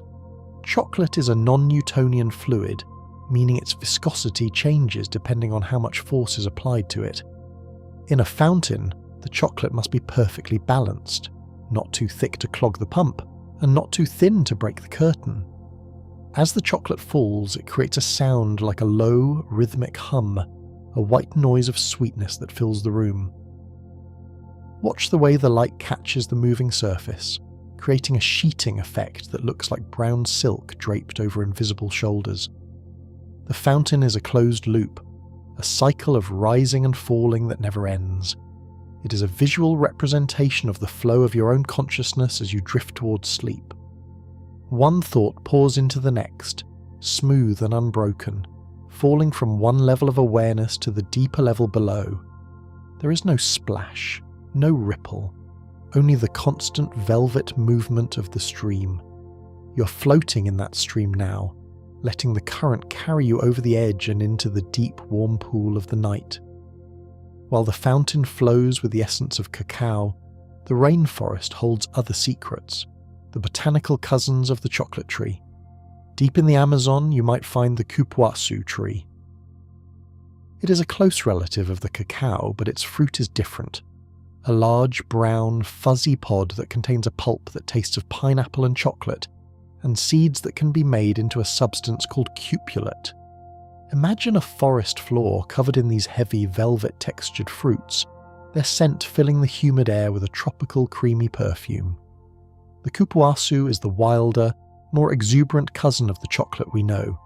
It reminds us that the Theobroma family is large and diverse, a collection of trees that have all learned the secret of turning soil and rain into something extraordinary. When you visualize this Amazonian grove, see the shadows of the broad leaves moving slowly in the breeze. The light is filtered, green and dim, a perfect sanctuary for the spirit. The world of plants is a vast interconnected family, and you are a guest in their quiet green home. Feel the humidity of the forest on your skin, a warm protective blanket that encourages you to close your eyes and listen to the distant rhythmic calls of the jungle. Echoing this natural mystery is a moment where chocolate and modern science collided in a way that changed our lives forever. In 1945, an engineer named Percy Spencer was standing in front of an active radar tube at the Raytheon Company. He was a man of curiosity and action, but that day his attention was caught by something in his pocket. He had a chocolate bar, likely a peanut cluster, and as he stood near the equipment, he felt a strange, spreading warmth against his leg. When he reached into his pocket, he found that the chocolate had completely melted into a soft, gooey mass. The radar waves had agitated the water and fat molecules in the chocolate, heating it from the inside out. This was the accidental spark that led to the invention of the microwave oven. Imagine that moment of discovery, the sudden realization that invisible waves could transform the state of matter. The chocolate bar was the first test subject of a technology that would soon sit in every kitchen in the world. It is a reminder that even the most mundane things, a snack in a pocket, can be the key to a global revolution. The melt of your own mind tonight is a similar transformation, a softening of your boundaries that allows new ways of being to emerge. The laboratory light fades, replaced by the flickering amber glow of a monastery kitchen. For centuries, the secret recipes of chocolate were held by the silent orders of monks, particularly in Spain and Italy. The Carthusians and the Trappists saw chocolate as a medicinal gift, a way to sustain the body during long periods of fasting and prayer. Imagine a monk in a coarse wool habit, his face shadowed by a hood, moving silently through a stone-walled kitchen. The only sound is the rhythmic scraping of a wooden spoon against a copper pot. In the silence of the monastery, the making of chocolate was an act of devotion. They added secret blends of herbs and spices, anise, cinnamon, and perhaps a hint of rosewater, creating a flavour that was as spiritual as it was physical. This was cloistered chocolate, a treasure that remained hidden behind stone walls for generations. When you think of this monastery, feel the coolness of the stone floors and the absolute profound silence of the halls. It is a silence that is not empty, but full of peace and purpose. You're entering that same monastery of the mind now. The secret recipe for your own rest is being prepared in the quiet, and you are the only one who needs to know how it tastes. While this chocolate was a blessing for the monks, it carries a stern warning for our loyal, four-legged companions. This is a boundary of nature that we must respect. Chocolate contains theobromine, a compound that humans process with ease, finding it a source of gentle relaxation. But for dogs and cats, their metabolism moves at a different pace. To them, theobromine is a potent toxin that their systems cannot break down. Imagine this as a human-only gate in the garden of nature.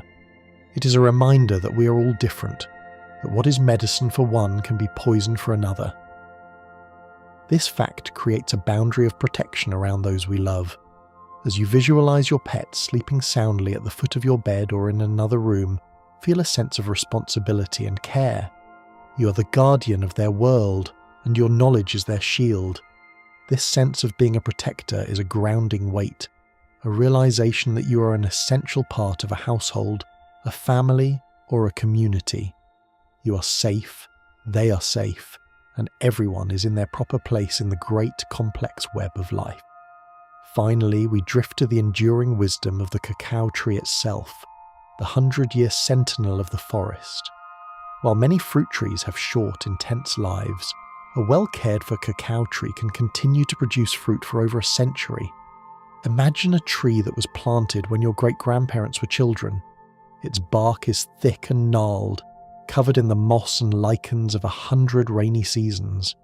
It has stood through storms and droughts, through the rise and fall of fashions, silently producing its colourful pods year after year. This is the old soul of the plantation. Its roots go deep into the earth, tapping into ancient reservoirs of water that the younger trees cannot reach. To stand beneath a 100-year-old cacao tree is to feel the weight of time and the power of persistence. The tree is not in a hurry. It knows that its work takes decades, not days. You can learn from this tree tonight. You don't need to achieve everything in a single day. You're part of a long, slow growth. Your life has deep roots, and your rest is the time when those roots find the nourishment they need to sustain you for the century to come. The tree is still, the monastery is dark, the gold foil has stopped shimmering, the spiral has wound its way to the centre, and the centre is you. The gnarled, 100-year-old sentinel of the forest stands as a guardian of time, its roots whispering secrets to the soil. From this ancient rooted wisdom, we drift toward a different kind of message, one that travels across continents, carried on the wings of the wind and the hands of the post. In the year 1998, in the sun-drenched coastal cities of Brazil, the air around the mailboxes began to change. Imagine a tiny serrated rectangle of paper, a postage stamp that carried more than just a destination. When you touched it, when your thumb brushed against its surface, it released the undeniable, comforting aroma of dark chocolate. It was the world's first chocolate-scented stamp, a miniature work of art that turned every letter into a sensory gift. Visualize the postman's heavy leather bag, normally smelling of ink and old paper, now transformed into a travelling confectionery. The scent was embedded in the varnish, a secret waiting to be unlocked by a touch. As these stamps moved from the humidity of the rainforest to the cool offices of the city, they carried the essence of the bean with them. It is a reminder that even the most mundane objects can be infused with wonder. We send our thoughts across the world, but sometimes the medium itself is the message, a fragrant reminder that we're all connected by these small shared delights. As you think of that scent travelling across the globe, let your own mind travel. You're weightless, a passenger on a letter, drifting over oceans and mountains, guided by the sweet scent of the journey.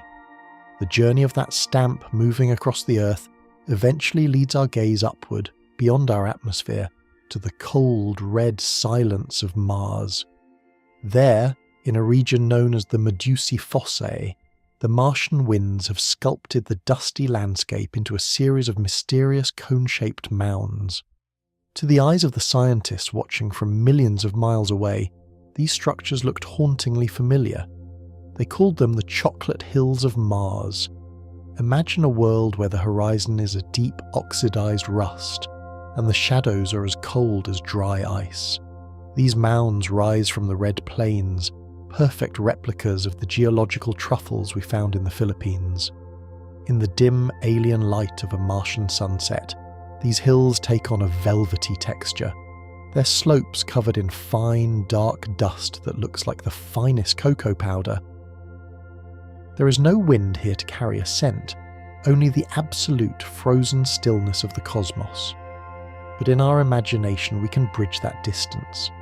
We can see the universal geometry of the cone, a shape that nature loves to repeat, whether in the soil of a tropical island or the crust of a distant planet.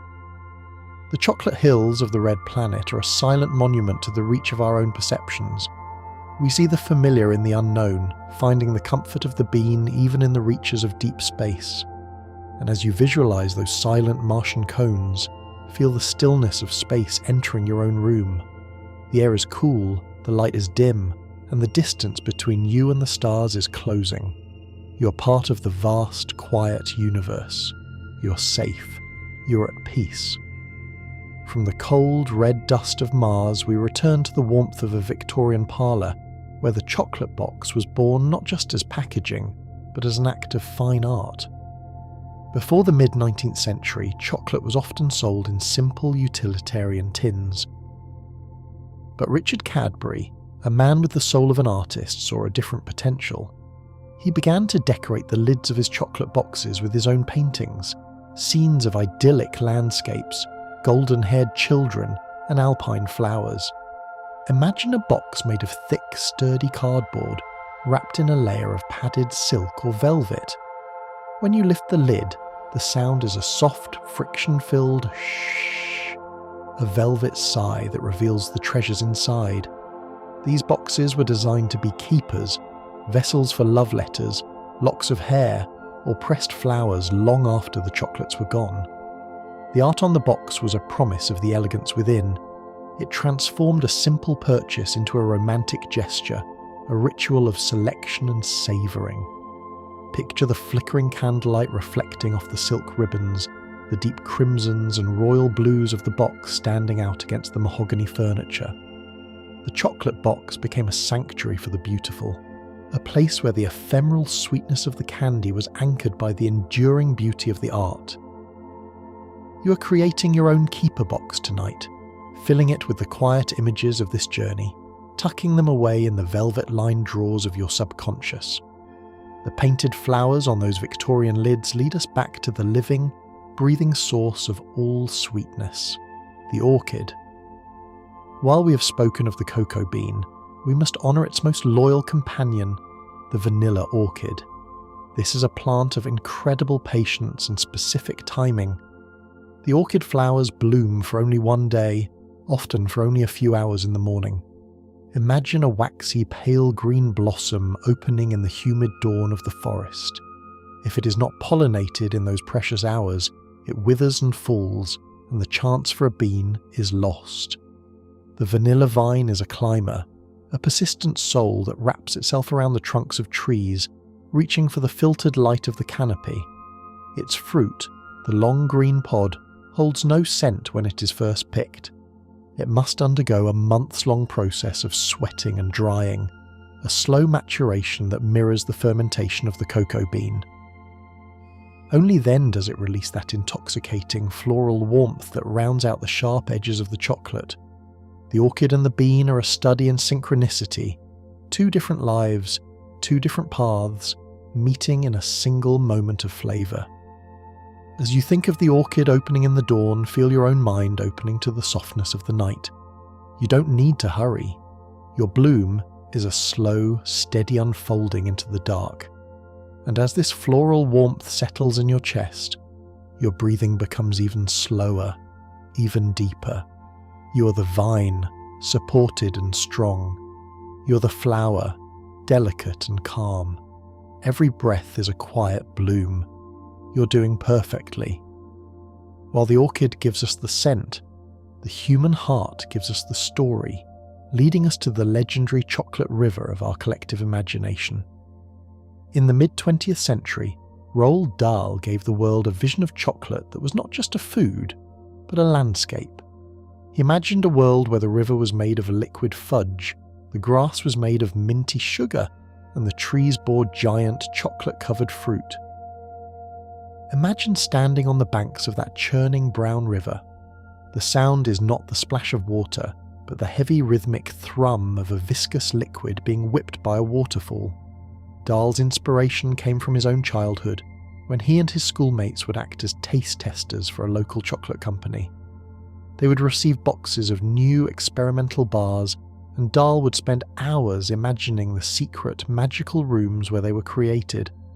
This is the power of the bean.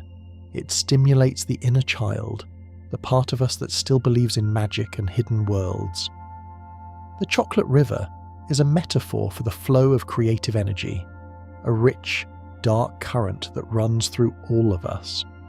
As you drift tonight, let yourself fall into that river. It is warm, it is buoyant, and it carries you effortlessly toward the horizon of your dreams. There are no obstacles here, only the steady, sweet flow of the imagination. The fluid grace of the imaginary river eventually meets the rigid, fascinating reality of physics. Scientists have spent years studying the geometry of the snap. When you break a bar of chocolate, you're witnessing a microstructural event. Using high-speed cameras that capture thousands of frames per second, researchers have watched the way a crack propagates through a tempered bar. It doesn't move in a straight line. It follows the microscopic weaknesses in the fat crystal lattice, branching like lightning in a dark sky. Imagine the sound of that break, amplified 1,000 times. It is a tectonic event in a miniature world. The way the chocolate curves before it snaps, the tension building in the molecules until they can no longer hold on. This is the physics of perfection.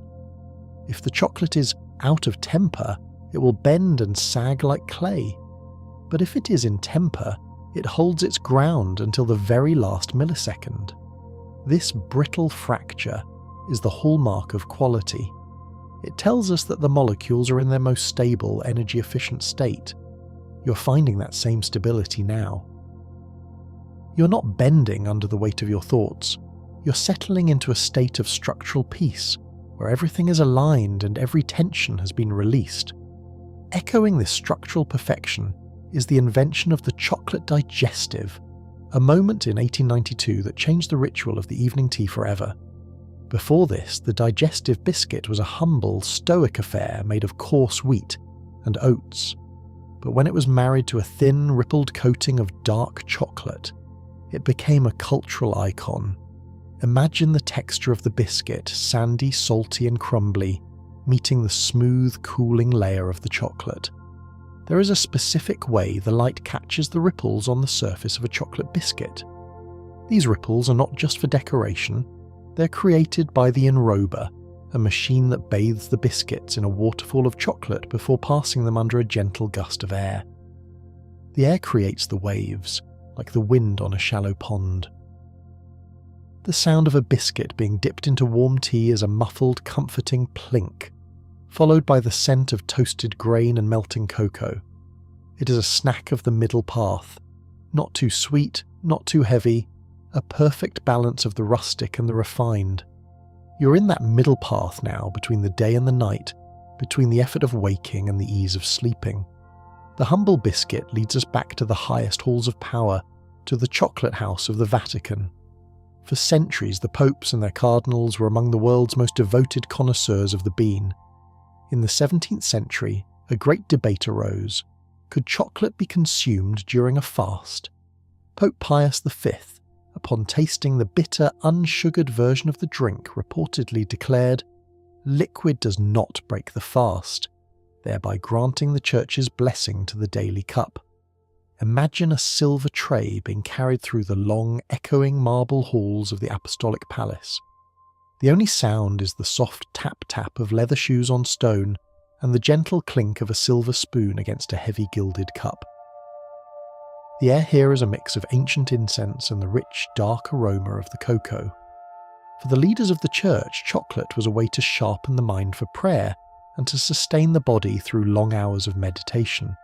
It was a sacred stimulant, a gift from the newly discovered world that felt like a divine intervention. As you visualize those quiet, holy halls, feel a sense of reverence for your own rest. Your sleep is your own sacred fast, a time when you set aside the material world to focus on the spirit. From the sacred halls of the Vatican, we return to the sacred floor of the forest, to the practice of agroforestry.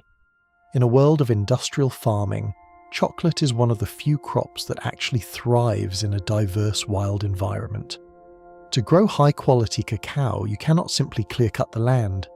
The trees need the mother trees, the tall mahoganies and palms, to provide shade and to house the insects that pollinate the flowers. Imagine a plantation that looks like a wild jungle. The ground is thick with leaf litter, providing a home for the tiny midges we spoke of earlier. The air is filled with the calls of tropical birds and the rustle of small animals. This is a carbon-positive landscape, where the cocoa trees and their protectors are actively breathing in the world's carbon and turning it into life. When you buy sustainable chocolate, you are literally supporting the preservation of the rainforest. It is a cycle of mutual benefit. The tree gives us the bean, and we give the tree the space to grow wild. You are part of this cycle. As you breathe out, the trees are breathing in. As the trees breathe out, you are breathing in. You are connected to the deep green lungs of the planet. And as you feel that connection, your body feels as heavy and as grounded as the forest floor. You're supported by the earth, shielded by the canopy, and nourished by the air. You're home, you're safe, you're drifting.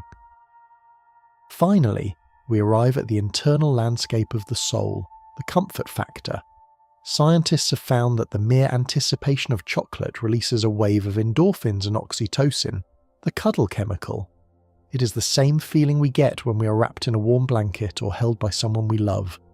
Chocolate is a form of self-soothing, a way of telling our nervous system that the hunt is over and the feast has begun.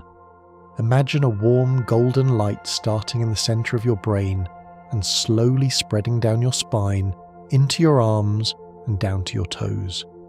This is the chemical signature of comfort. It is a soft, rhythmic pulsing that says it is okay to let go. You have travelled from the stamps of Brazil to the hills of Mars, from the halls of the Vatican to the depths of the Amazon. All of these facts, all of these images, have been leading you to this single point of stillness. The world is a place of incredible complexity and beauty. But tonight, all you need to know is the feeling of your own heartbeat and the softness of your own breath. The journey of the 101 facts continues, but for now, you have reached the centre of the lake. The water is still, the stars are bright, you are asleep. The stillness of the lake and the ancient sentinels of the forest now draw our attention toward the horizon, where the salt spray of the Atlantic meets the golden age of piracy. In the late 16th and 17th centuries, the chocolate pirates, mostly English and Dutch privateers, would intercept Spanish galleons heavily laden with what they thought was treasure. Imagine the scene, the creaking of timber, the snapping of sails in a gale, and the frantic search of a captured hold. When these pirates broke open the heavy burlap sacks, they didn't find the gold coins or silver ingots they expected. Instead, they found thousands of small, dark, almond-shaped beans. To their untrained eyes, these precious seeds looked like nothing more than sheep droppings. Visualize the sheer confusion of these rough men as they tossed thousands of pounds of worthless cacao into the deep blue sea. The dark beans would bob on the surface for a moment before sinking into the silent, sun-dappled depths, a fortune in chocolate lost to the ocean floor because its value was a secret held only by the Spanish and the civilizations of the sun. As you think of those beans drifting down through the cool, clear water, let your own frustrations or worthless worries drift away in the same way. They are sinking, falling further and further into the quiet blue, leaving the surface of your mind calm and clear.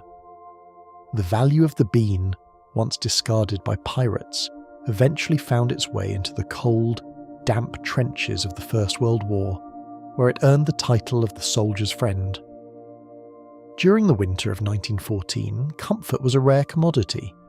Imagine the grey, misty morning on the front lines, where the air was so cold it felt like glass in the lungs. In this harsh landscape, the arrival of a Princess Mary gift tin or a simple bar of chocolate was a moment of profound psychological transition. The tin was made of polished brass, cold to the touch, but inside lay the promise of warmth. Picture a soldier sitting in the mud, his breath a white plume in the air. As he unwrapped the foil, the scent of the cocoa would cut through the smell of damp earth and iron. That single piece of chocolate wasn't just calories. It was a sensory bridge back to a world of peace, of home, and of safety. The snap of the bar was a signal that for a few minutes the world was all right. This history of comfort is now part of your own comfort. The strength those soldiers found in the bean is the same strength that now allows you to let go of the world's battles. You are safe. The soldier's friend is here to guard your rest, a small dark anchor of peace in the quiet of your room. And as the memory of that brass tin fades, your breathing becomes even more rhythmic. You're settling into the earth, just as the history of the bean is settled into your mind. You're doing perfectly. There is nothing left to do but listen. While the soldiers found peace in the modern bar, the ancient Toltecs of Tula found a divine connection in the stone. We drift now to the high, dusty plains of central Mexico 1,000 years ago. Here, the great city of Tula was guarded by the Atlantean figures, massive stone statues of warriors standing 15 feet tall, their faces carved with a stoic, eternal calm.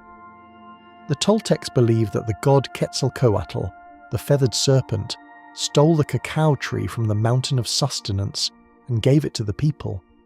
Imagine these stone giants standing in the moonlight, their shadows stretching long across the temple floor. They were the keepers of the sacred groves. To the Toltecs, the cacao tree was a bridge between the celestial and the terrestrial, its roots drinking from the underworld while its flowers reached for the stars. The light in Tula was a brilliant, searing gold, reflecting off the white limestone of the pyramids. In the shade of these great stones, the priest would prepare the chocolate, moving with a slowness that matched the turning of the seasons. You're standing in that shadow now, protected by the stone, feeling the ancient, steady presence of the guardians. Time is moving slowly here, like the shadow of a cloud across the mountain. The texture of the stone and the shadows of the pyramid lead us away from the ancient world and into the flickering monochrome light of early cinema. Before the age of digital effects, filmmakers had to find creative ways to mimic the substances of life. In the mid-20th century, particularly in black and white films like Alfred Hitchcock's Psycho, the blood you saw on screen was actually chocolate syrup. Visualize the scene through the lens of a classic camera. The syrup, likely Bosco or Hershey's, was chosen for its perfect viscosity. It moved slowly, catching the light in a way that looked more real than actual red liquid on a grayscale film. It was thick, dark, and reflective. In the shadows of the shower scene, the chocolate flowed over the white tile, creating a stark, high-contrast imagery that defined a generation of art. It is a strange, beautiful irony. A substance we associate with the ultimate comfort was used to create the ultimate tension. But even in the tension, the chocolate remained what it was, a smooth, sweet liquid acting a part. As you visualize those black and white images, feel the syrup of your own thoughts becoming thick and slow, flowing smoothly away, leaving only the clean white background of your rest. The liquid flow of the cinematic syrup transforms now into a meteorological miracle, a phenomenon known as the chocolate rain. In the summer of 2020, in the small Swiss town of Olten, the impossible happened. A malfunction in the ventilation system of a major chocolate factory caused a cloud of fine cocoa nib dust to be released into the sky. Combined with a strong breeze, the dust began to fall over the town like a brown, fragrant snow. Imagine the surprise of the townspeople as they stepped outside to find their cars, their gardens and their rooftops dusted in a fine, dark powder. The air didn't smell like rain or ozone. It smelled like the inside of a freshly opened bag of cocoa. It was a surreal, dreamlike moment where the industrial world and the natural world merged. Picture the cocoa dust landing on a green leaf, a dark contrast against the vibrant emerald. It was a gift from the sky, a reminder that magic can happen in the most unexpected ways. As you drift tonight, imagine a similar chocolate rain falling over your mind, a soft, fragrant dust that covers every sharp thought, every jagged edge, in a layer of cocoa-scented peace. Everything is being softened, everything is being hushed by the falling brown snow. And as that soft dust covers your world, your heart rate continues to lower. You're sinking into the pillows, feeling the cocoa snow insulate you from the noise of the world. You're safe, you're drifting. The seasoning of the air leads us to the hidden chemistry of the salt-sweet loop. Why is it that a single grain of salt on a dark chocolate truffle can change the entire experience of your mind? It is a dance of ions on the tongue. Salt, or sodium chloride, acts as a chemical suppressor. It specifically blocks the bitter receptors on your taste buds, allowing the deeper hidden notes of the chocolate, the caramel, the fruit, the vanilla to rush forward. Imagine a tiny crystal of sea salt resting on a velvet smooth square of dark chocolate.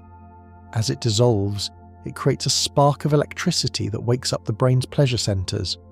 But notice the balance. Too much salt is harsh, too much sugar is cloying. But together, they create a perfect equilibrium, a flavor harmony that feels like a completed circle. This is a lesson in balance for your own life. you're finding that salt-sweet equilibrium tonight, the perfect balance between the effort of the day and the rest of the night. The bitterness of your chores and worries is being suppressed by the salt of your intention, allowing only the sweetness of your dreams to remain. Your mind is a perfectly balanced recipe, and all the ingredients are at peace. From the balance of the tongue, we return to the legend of the ultimate consumer, Montezuma II, the last great ruler of the Aztecs. In his palace of Tenochtitlan, chocolate was served in vessels of pure gold. Legend says the emperor would drink 50 golden cups of frothy cacao every single day, believing it to be the source of his virility and wisdom. But the most fascinating part of the ritual was the end.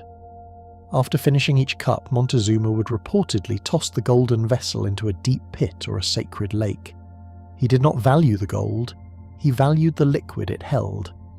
Imagine the sound of a golden cup hitting the water, a hollow, metallic clink, followed by a splash.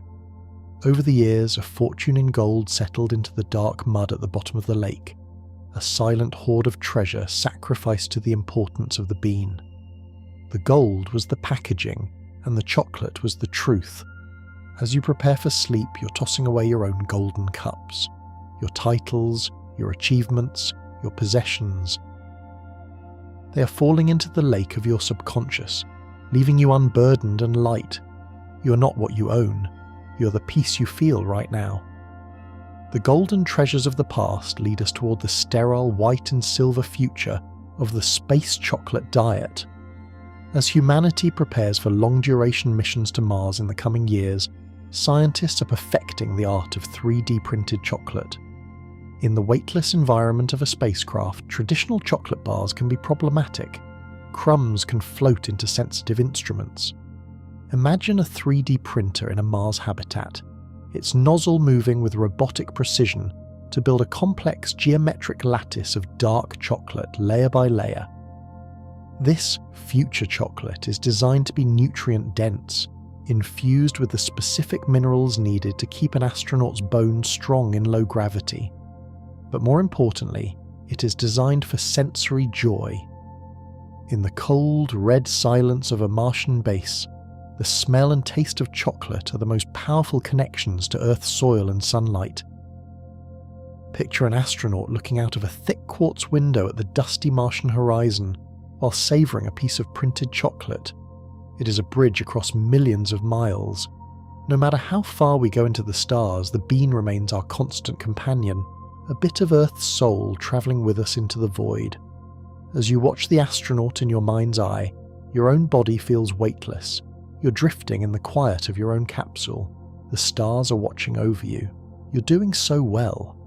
While we look to the stars, the architects on Earth are looking to the bean for a different kind of inspiration. There is a growing movement in modern design called the bloom aesthetic.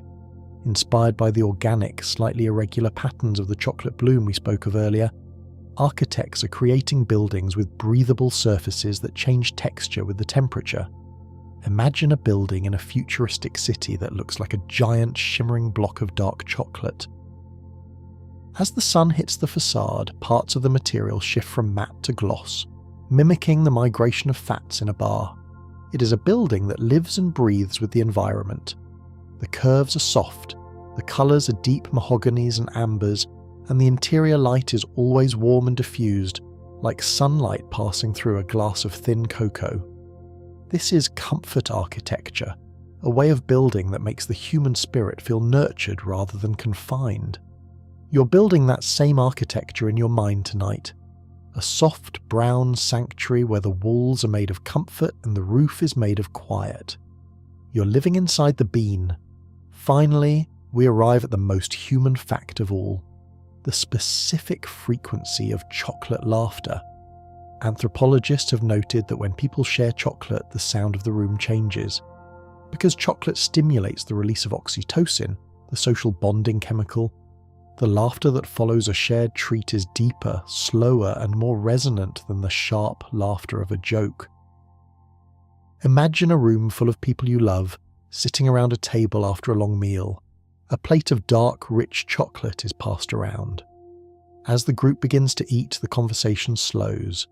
The laughter that arises is a soft, rhythmic hum, a sound of collective satisfaction and safety. It is a vagal sound, meaning it stimulates the vagus nerve and tells the body to enter a state of deep recovery. Listen to that laughter in your mind now. It is a low, comforting vibration that fills your chest. It is the sound of the human heart saying thank you. You're part of that shared hum now. The journey of the 80 Fact has brought you to this place of social and biological resonance. The world is kind, the bean is wise, and you're ready to slip into the deepest part of the lake. The golden cups have sunk, the Martian dust is still, the chocolate rain has covered the town in a blanket of quiet. You're floating on the shared hum of the world, moving effortlessly into the next layer of your rest. From the resonance of human laughter, that deep social vibration that bridges the gap between our hearts, we drift into a world of clockwork and quiet mechanical precision. In the hidden workshops of 18th century Paris, there was once a whisper, a rumour of a chocolate clock. Imagine a mechanism carved from dark, polished mahogany, its gears not of brass or steel, but of a specialised high-density cocoa paste, tempered to the hardness of stone. The weights that drove the pendulum were solid, obsidian black blocks of 70% dark chocolate. As the day progressed and the room warmed with the afternoon sun, these weights would subtly, invisibly shift their density, causing the pendulum to swing with a rhythm that was dictated by the very temperature of the air. It was a clock that didn't just measure minutes, it measured the feeling of the day.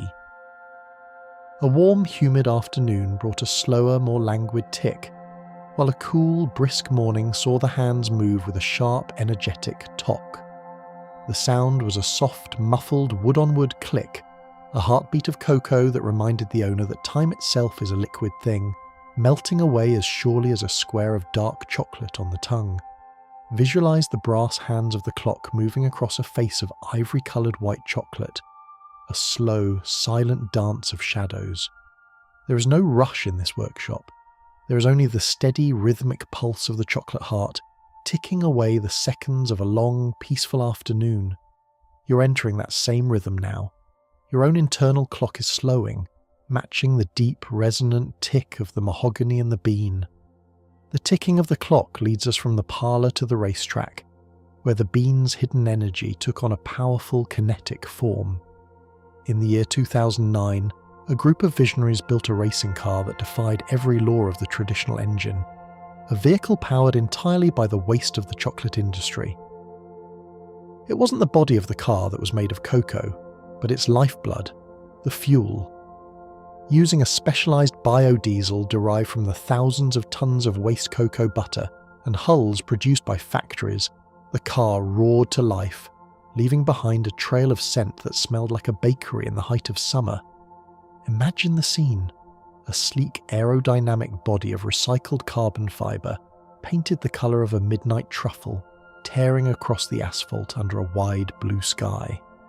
As the tyres hummed against the road, the exhaust pipe didn't release the acrid metallic bite of gasoline. Instead, it released a soft, hazy cloud of cocoa-scented air that drifted over the spectators like a sweet dream. It was a bridge between the industrial and the organic, a machine that turned the world's favourite treat into the kinetic force of the future. It proves that within the small, humble bean lies a hidden fire, a reservoir of power that can move mountains or simply move you closer to the horizon of your dreams. As you visualize this car moving away, smaller and smaller toward the sunset, feel your own energy being channeled into the steady, quiet power of rest. The race is over. The engine is cooling. The air is sweet. And as the sound of the engine fades into the distance, your breathing becomes even more rhythmic. You're settling into the earth just as the history of the bean is settled into your mind. You're doing perfectly. There is nothing left to do but listen. This kinetic energy finds its ultimate anchor in the profound, living stillness of the International Cacao Collection in Trinidad. Here, the world's genetic history of chocolate is kept not in a cold vault of steel, but in a sprawling green library of trees. Imagine a sanctuary where over 2,000 distinct varieties of cacao are preserved, their branches reaching toward a sky that is a constant, brilliant Caribbean blue. It is a vault of DNA, where each tree is a living volume in a library that has taken millions of years to write. The air here is thick with the scent of damp soil and ripening fruit, quiet save for the rustle of the leaves and the distant melodic call of a tropical bird. Walking through these groves is like walking through the memory of the planet. The diversity of the pods, some long and ridged like ancient armour, others smooth and round as a golden bowling ball, shows the sheer, unbridled creativity of the earth. This library ensures that no matter what storms may come, the soul of the chocolate bean will never be lost. It is a place of absolute safety, a genetic promise of sweetness for all the generations to come.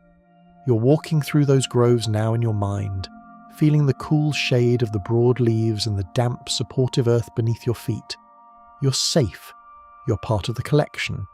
You're preserved in the quiet. The silence of the genetic library leads us to the frozen, elegant silence of a masterpiece, The Chocolate Girl by Jean-Étienne Lyotard. Painted in the mid-18th century, this image has become the visual definition of chocolate's timeless poise. Imagine a young woman, her face a portrait of quiet, meditative concentration, carrying a lacquered tray through the halls of a quiet manor.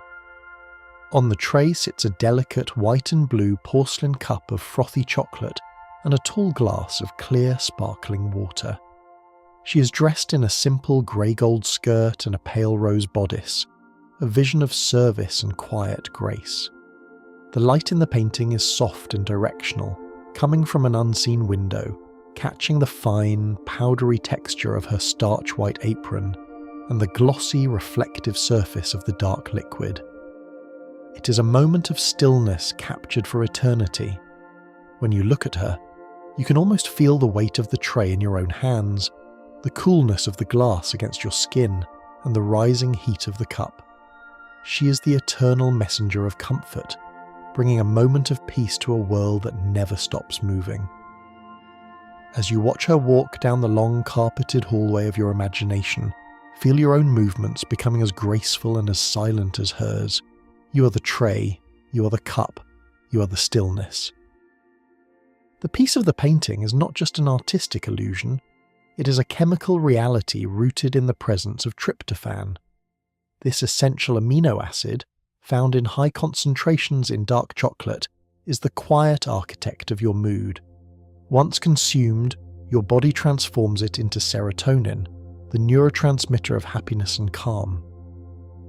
But as the sun begins to set in the world of your thoughts and the shadows grow long, your brain performs a final, brilliant bit of alchemy. It turns that serotonin into melatonin. Chocolate is, in a very real and biological sense, the precursor to your dreams. Imagine these molecules as tiny golden keys floating through your system and unlocking the doors to your rest. They are smoothing out the jagged edges of your anxiety, painting your neural pathways with the soft blue-grey light of evening. You're becoming a landscape of chemical serenity, where every molecule is whispering the word relax. The light behind your eyes is dimming, replaced by the warm amber glow of your own biology as it prepares for the night. You are the chemist in the laboratory, and the experiment is a total, beautiful success. And as this chemical warmth settles in your chest, your breathing becomes even slower, even deeper. You are the vine, supported and strong. You are the flower, delicate and calm. Every breath is a quiet bloom. You're doing perfectly. While the chemicals work within, the geometry of the tree works without, in a mathematical pattern known as phyllotaxis. If you were to look down from above at a young cacao sapling, you would see that the leaves are not placed randomly or in chaotic clumps. They follow a precise ancient spiral, the 2/5 pattern. This means that after 5 leaves have grown, the 6th one will be perfectly aligned with the first, having completed 2 full rotations of the stem. This is not just a whim of the forest. It is the tree's way of ensuring that every leaf has its own window to the sun, that no leaf is completely shadowed by the one above it. It is a masterpiece of light harvesting and spatial harmony. Imagine the shadow play of these leaves on the forest floor, a shifting geometric lace of green and dark that moves with the sun. Nature is always seeking the light, just as you are now seeking the dark. There is an order to your tiredness, a mathematical beauty to the way you're folding into your blankets. You're perfectly aligned with the rhythm of the night, your thoughts spiraling inward toward the centre, where the light is soft and the air is still. You are the sapling, and the geometry of the universe is supporting your growth while you sleep. This rhythm of the night is tied to the oldest clock of all, the moon. For generations, traditional cacao farmers have lived by the lunar harvest. They believe that the sap of the cacao tree follows the invisible tides of the moon just as the oceans do. During the waxing moon, the energy of the tree is pulled upward, filling the pods and the flowers with vitality. During the waning moon, the energy returns to the roots, a time of grounding and quiet. Imagine the plantation at midnight, the full moon hanging like a silver coin above the canopy. The pods seem to glow with an ethereal inner light, their vibrant colours muted into shades of slate, pearl and obsidian. The farmers wait for the moon to be in the proper phase before they harvest, believing that the chocolate will be sweeter and the tree will be more resilient. It is a partnership with the cosmos, a recognition that the earth and the moon are dancing together in a slow, eternal waltz. You are part of that dance tonight. The moon is pulling at your own internal tides, calling you toward the deep, cool waters of sleep. You are grounding your energy, letting it return to your roots, while the silver light of the moon watches over you. The cooling pull of the moon leads us to the modern artisan technique of cold conching. While traditional industrial conching uses high heat to speed up the smoothing of the chocolate, master makers are now experimenting with temperatures as low as 80 degrees Fahrenheit. This process can take weeks, with the massive stone rollers moving with a slow, hypnotic persistence. Imagine the interior of a specialized laboratory, where the air is kept at a crisp, constant chill. The chocolate is being polished by time rather than heat.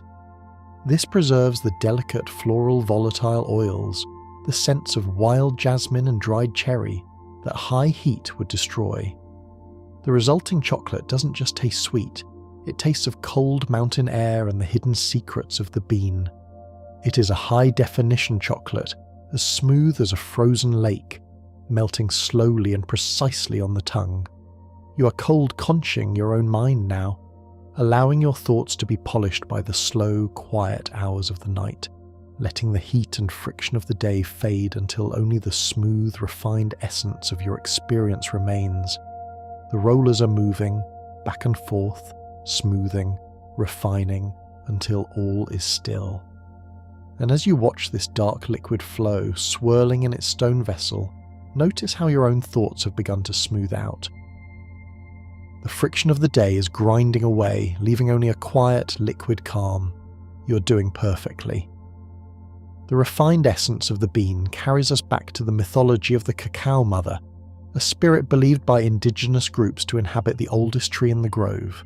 She's a protector, a goddess of fertility and abundance who ensures the forest remains vibrant and the rains come on time. Imagine her as a figure made of emerald leaves and dark gnarled wood, her eyes the colour of ripe golden pods. In the quiet of the night, when the wind moves through the plantation, they say it is the cacao mother whispering to her children. She is the source of the bean's soul, the one who breathes life into the bitter seed. To eat chocolate is to receive a piece of her heart. This myth reminds us that we are never truly alone in the world. We're always being nurtured by something larger, older, and wiser than ourselves. Feel that nurturing presence now, the weight of your blankets like the cacao mother's green embrace, the silence of the room like her protective, eternal gaze. You are a child of the earth, and you are being held in the heart of the forest. The wind is whispering your name, telling you that it is time to rest. Finally, we look toward the horizon of the future, to the birth of cellular chocolate. In laboratories in Switzerland, scientists are now growing cocoa cells in large stainless steel vats, without the need for a single tree to be cut or a single pod to be harvested. Imagine a world where chocolate is born from bioreactors, vessels filled with a nutrient-rich broth that mimics the sap of the tree. Inside, the cells multiply and produce cocoa butter and solids in a perfect controlled environment. This is chocolate without the shadow of the climate, chocolate that could be grown in the heart of a city or on a colony on the moon.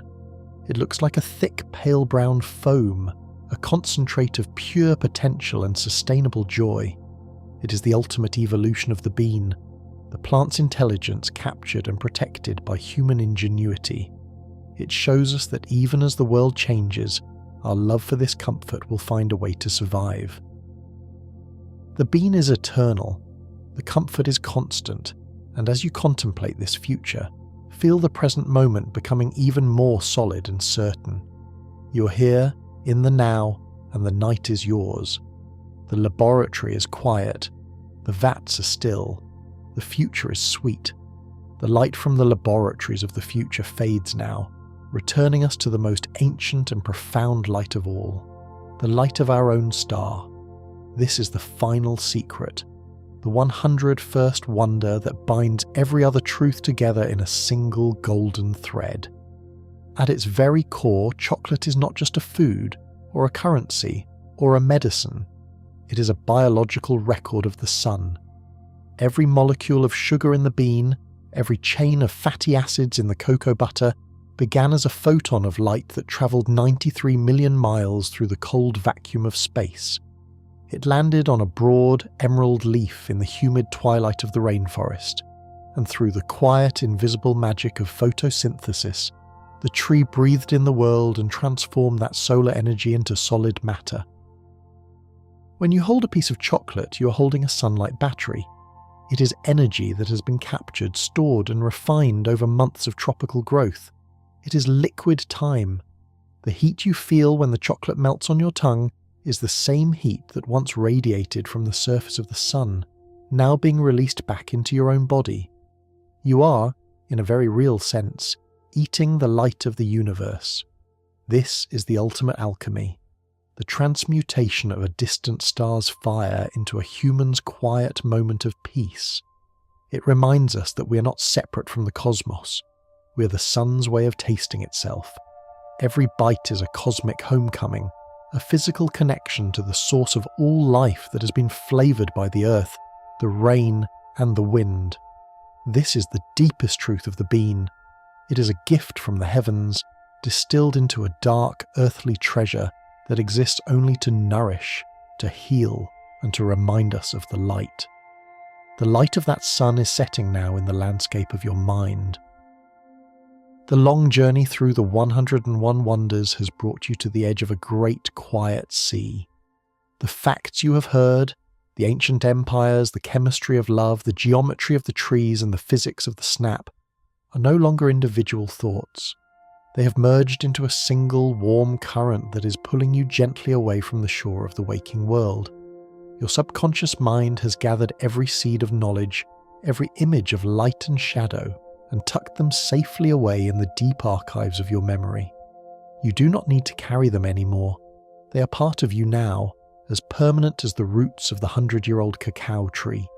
And as the weights of the chocolate clock reach the bottom of their slow descent, you feel the final release. Your body is heavy, as solid and as calm as a mountain of dark obsidian. Your breathing is a slow, rhythmic tide, the same tide that pulls at the sap of the trees under the silver moon. You're doing perfectly. The yes of the night is echoing through every cell. Yes, it is time. Yes, you're safe. Yes, you're at peace. The river of chocolate we followed at the beginning has reached the ocean of sleep. The water is dark, warm, and perfectly still. The sounds of the rainforest, the rustle of the leaves, the drip of the rain, the whisper of the cacao mother, are all fading into a single low frequency that vibrates through your pillows. You are the architect of your own dreams now. The Sandman has laid the foundation, and the architecture is built of comfort and quiet. The stars are fixed in their places, and the earth is turning slowly, carrying you into the deep restorative darkness. There is nothing left to learn, there is nothing left to do. The 101 wonders are not a burden to remember, but a soft bed upon which you can rest. The air in your room is cool and still. The shadows are long and kind. You are sinking, drifting, becoming the liquid, the silk, and the shadow. The forest is quiet now. The pods are still. The sun's energy is resting within you, a warm ember that will glow until the morning. But the morning is a world away. Right now, there is only the dark, the warmth, and the silence. And now, 101 wonders are resting with you. Sleep now. Good night. Would you like me to create a visual storyboard for these segments, or perhaps generate a 3-hour ambient soundscape description to accompany this script?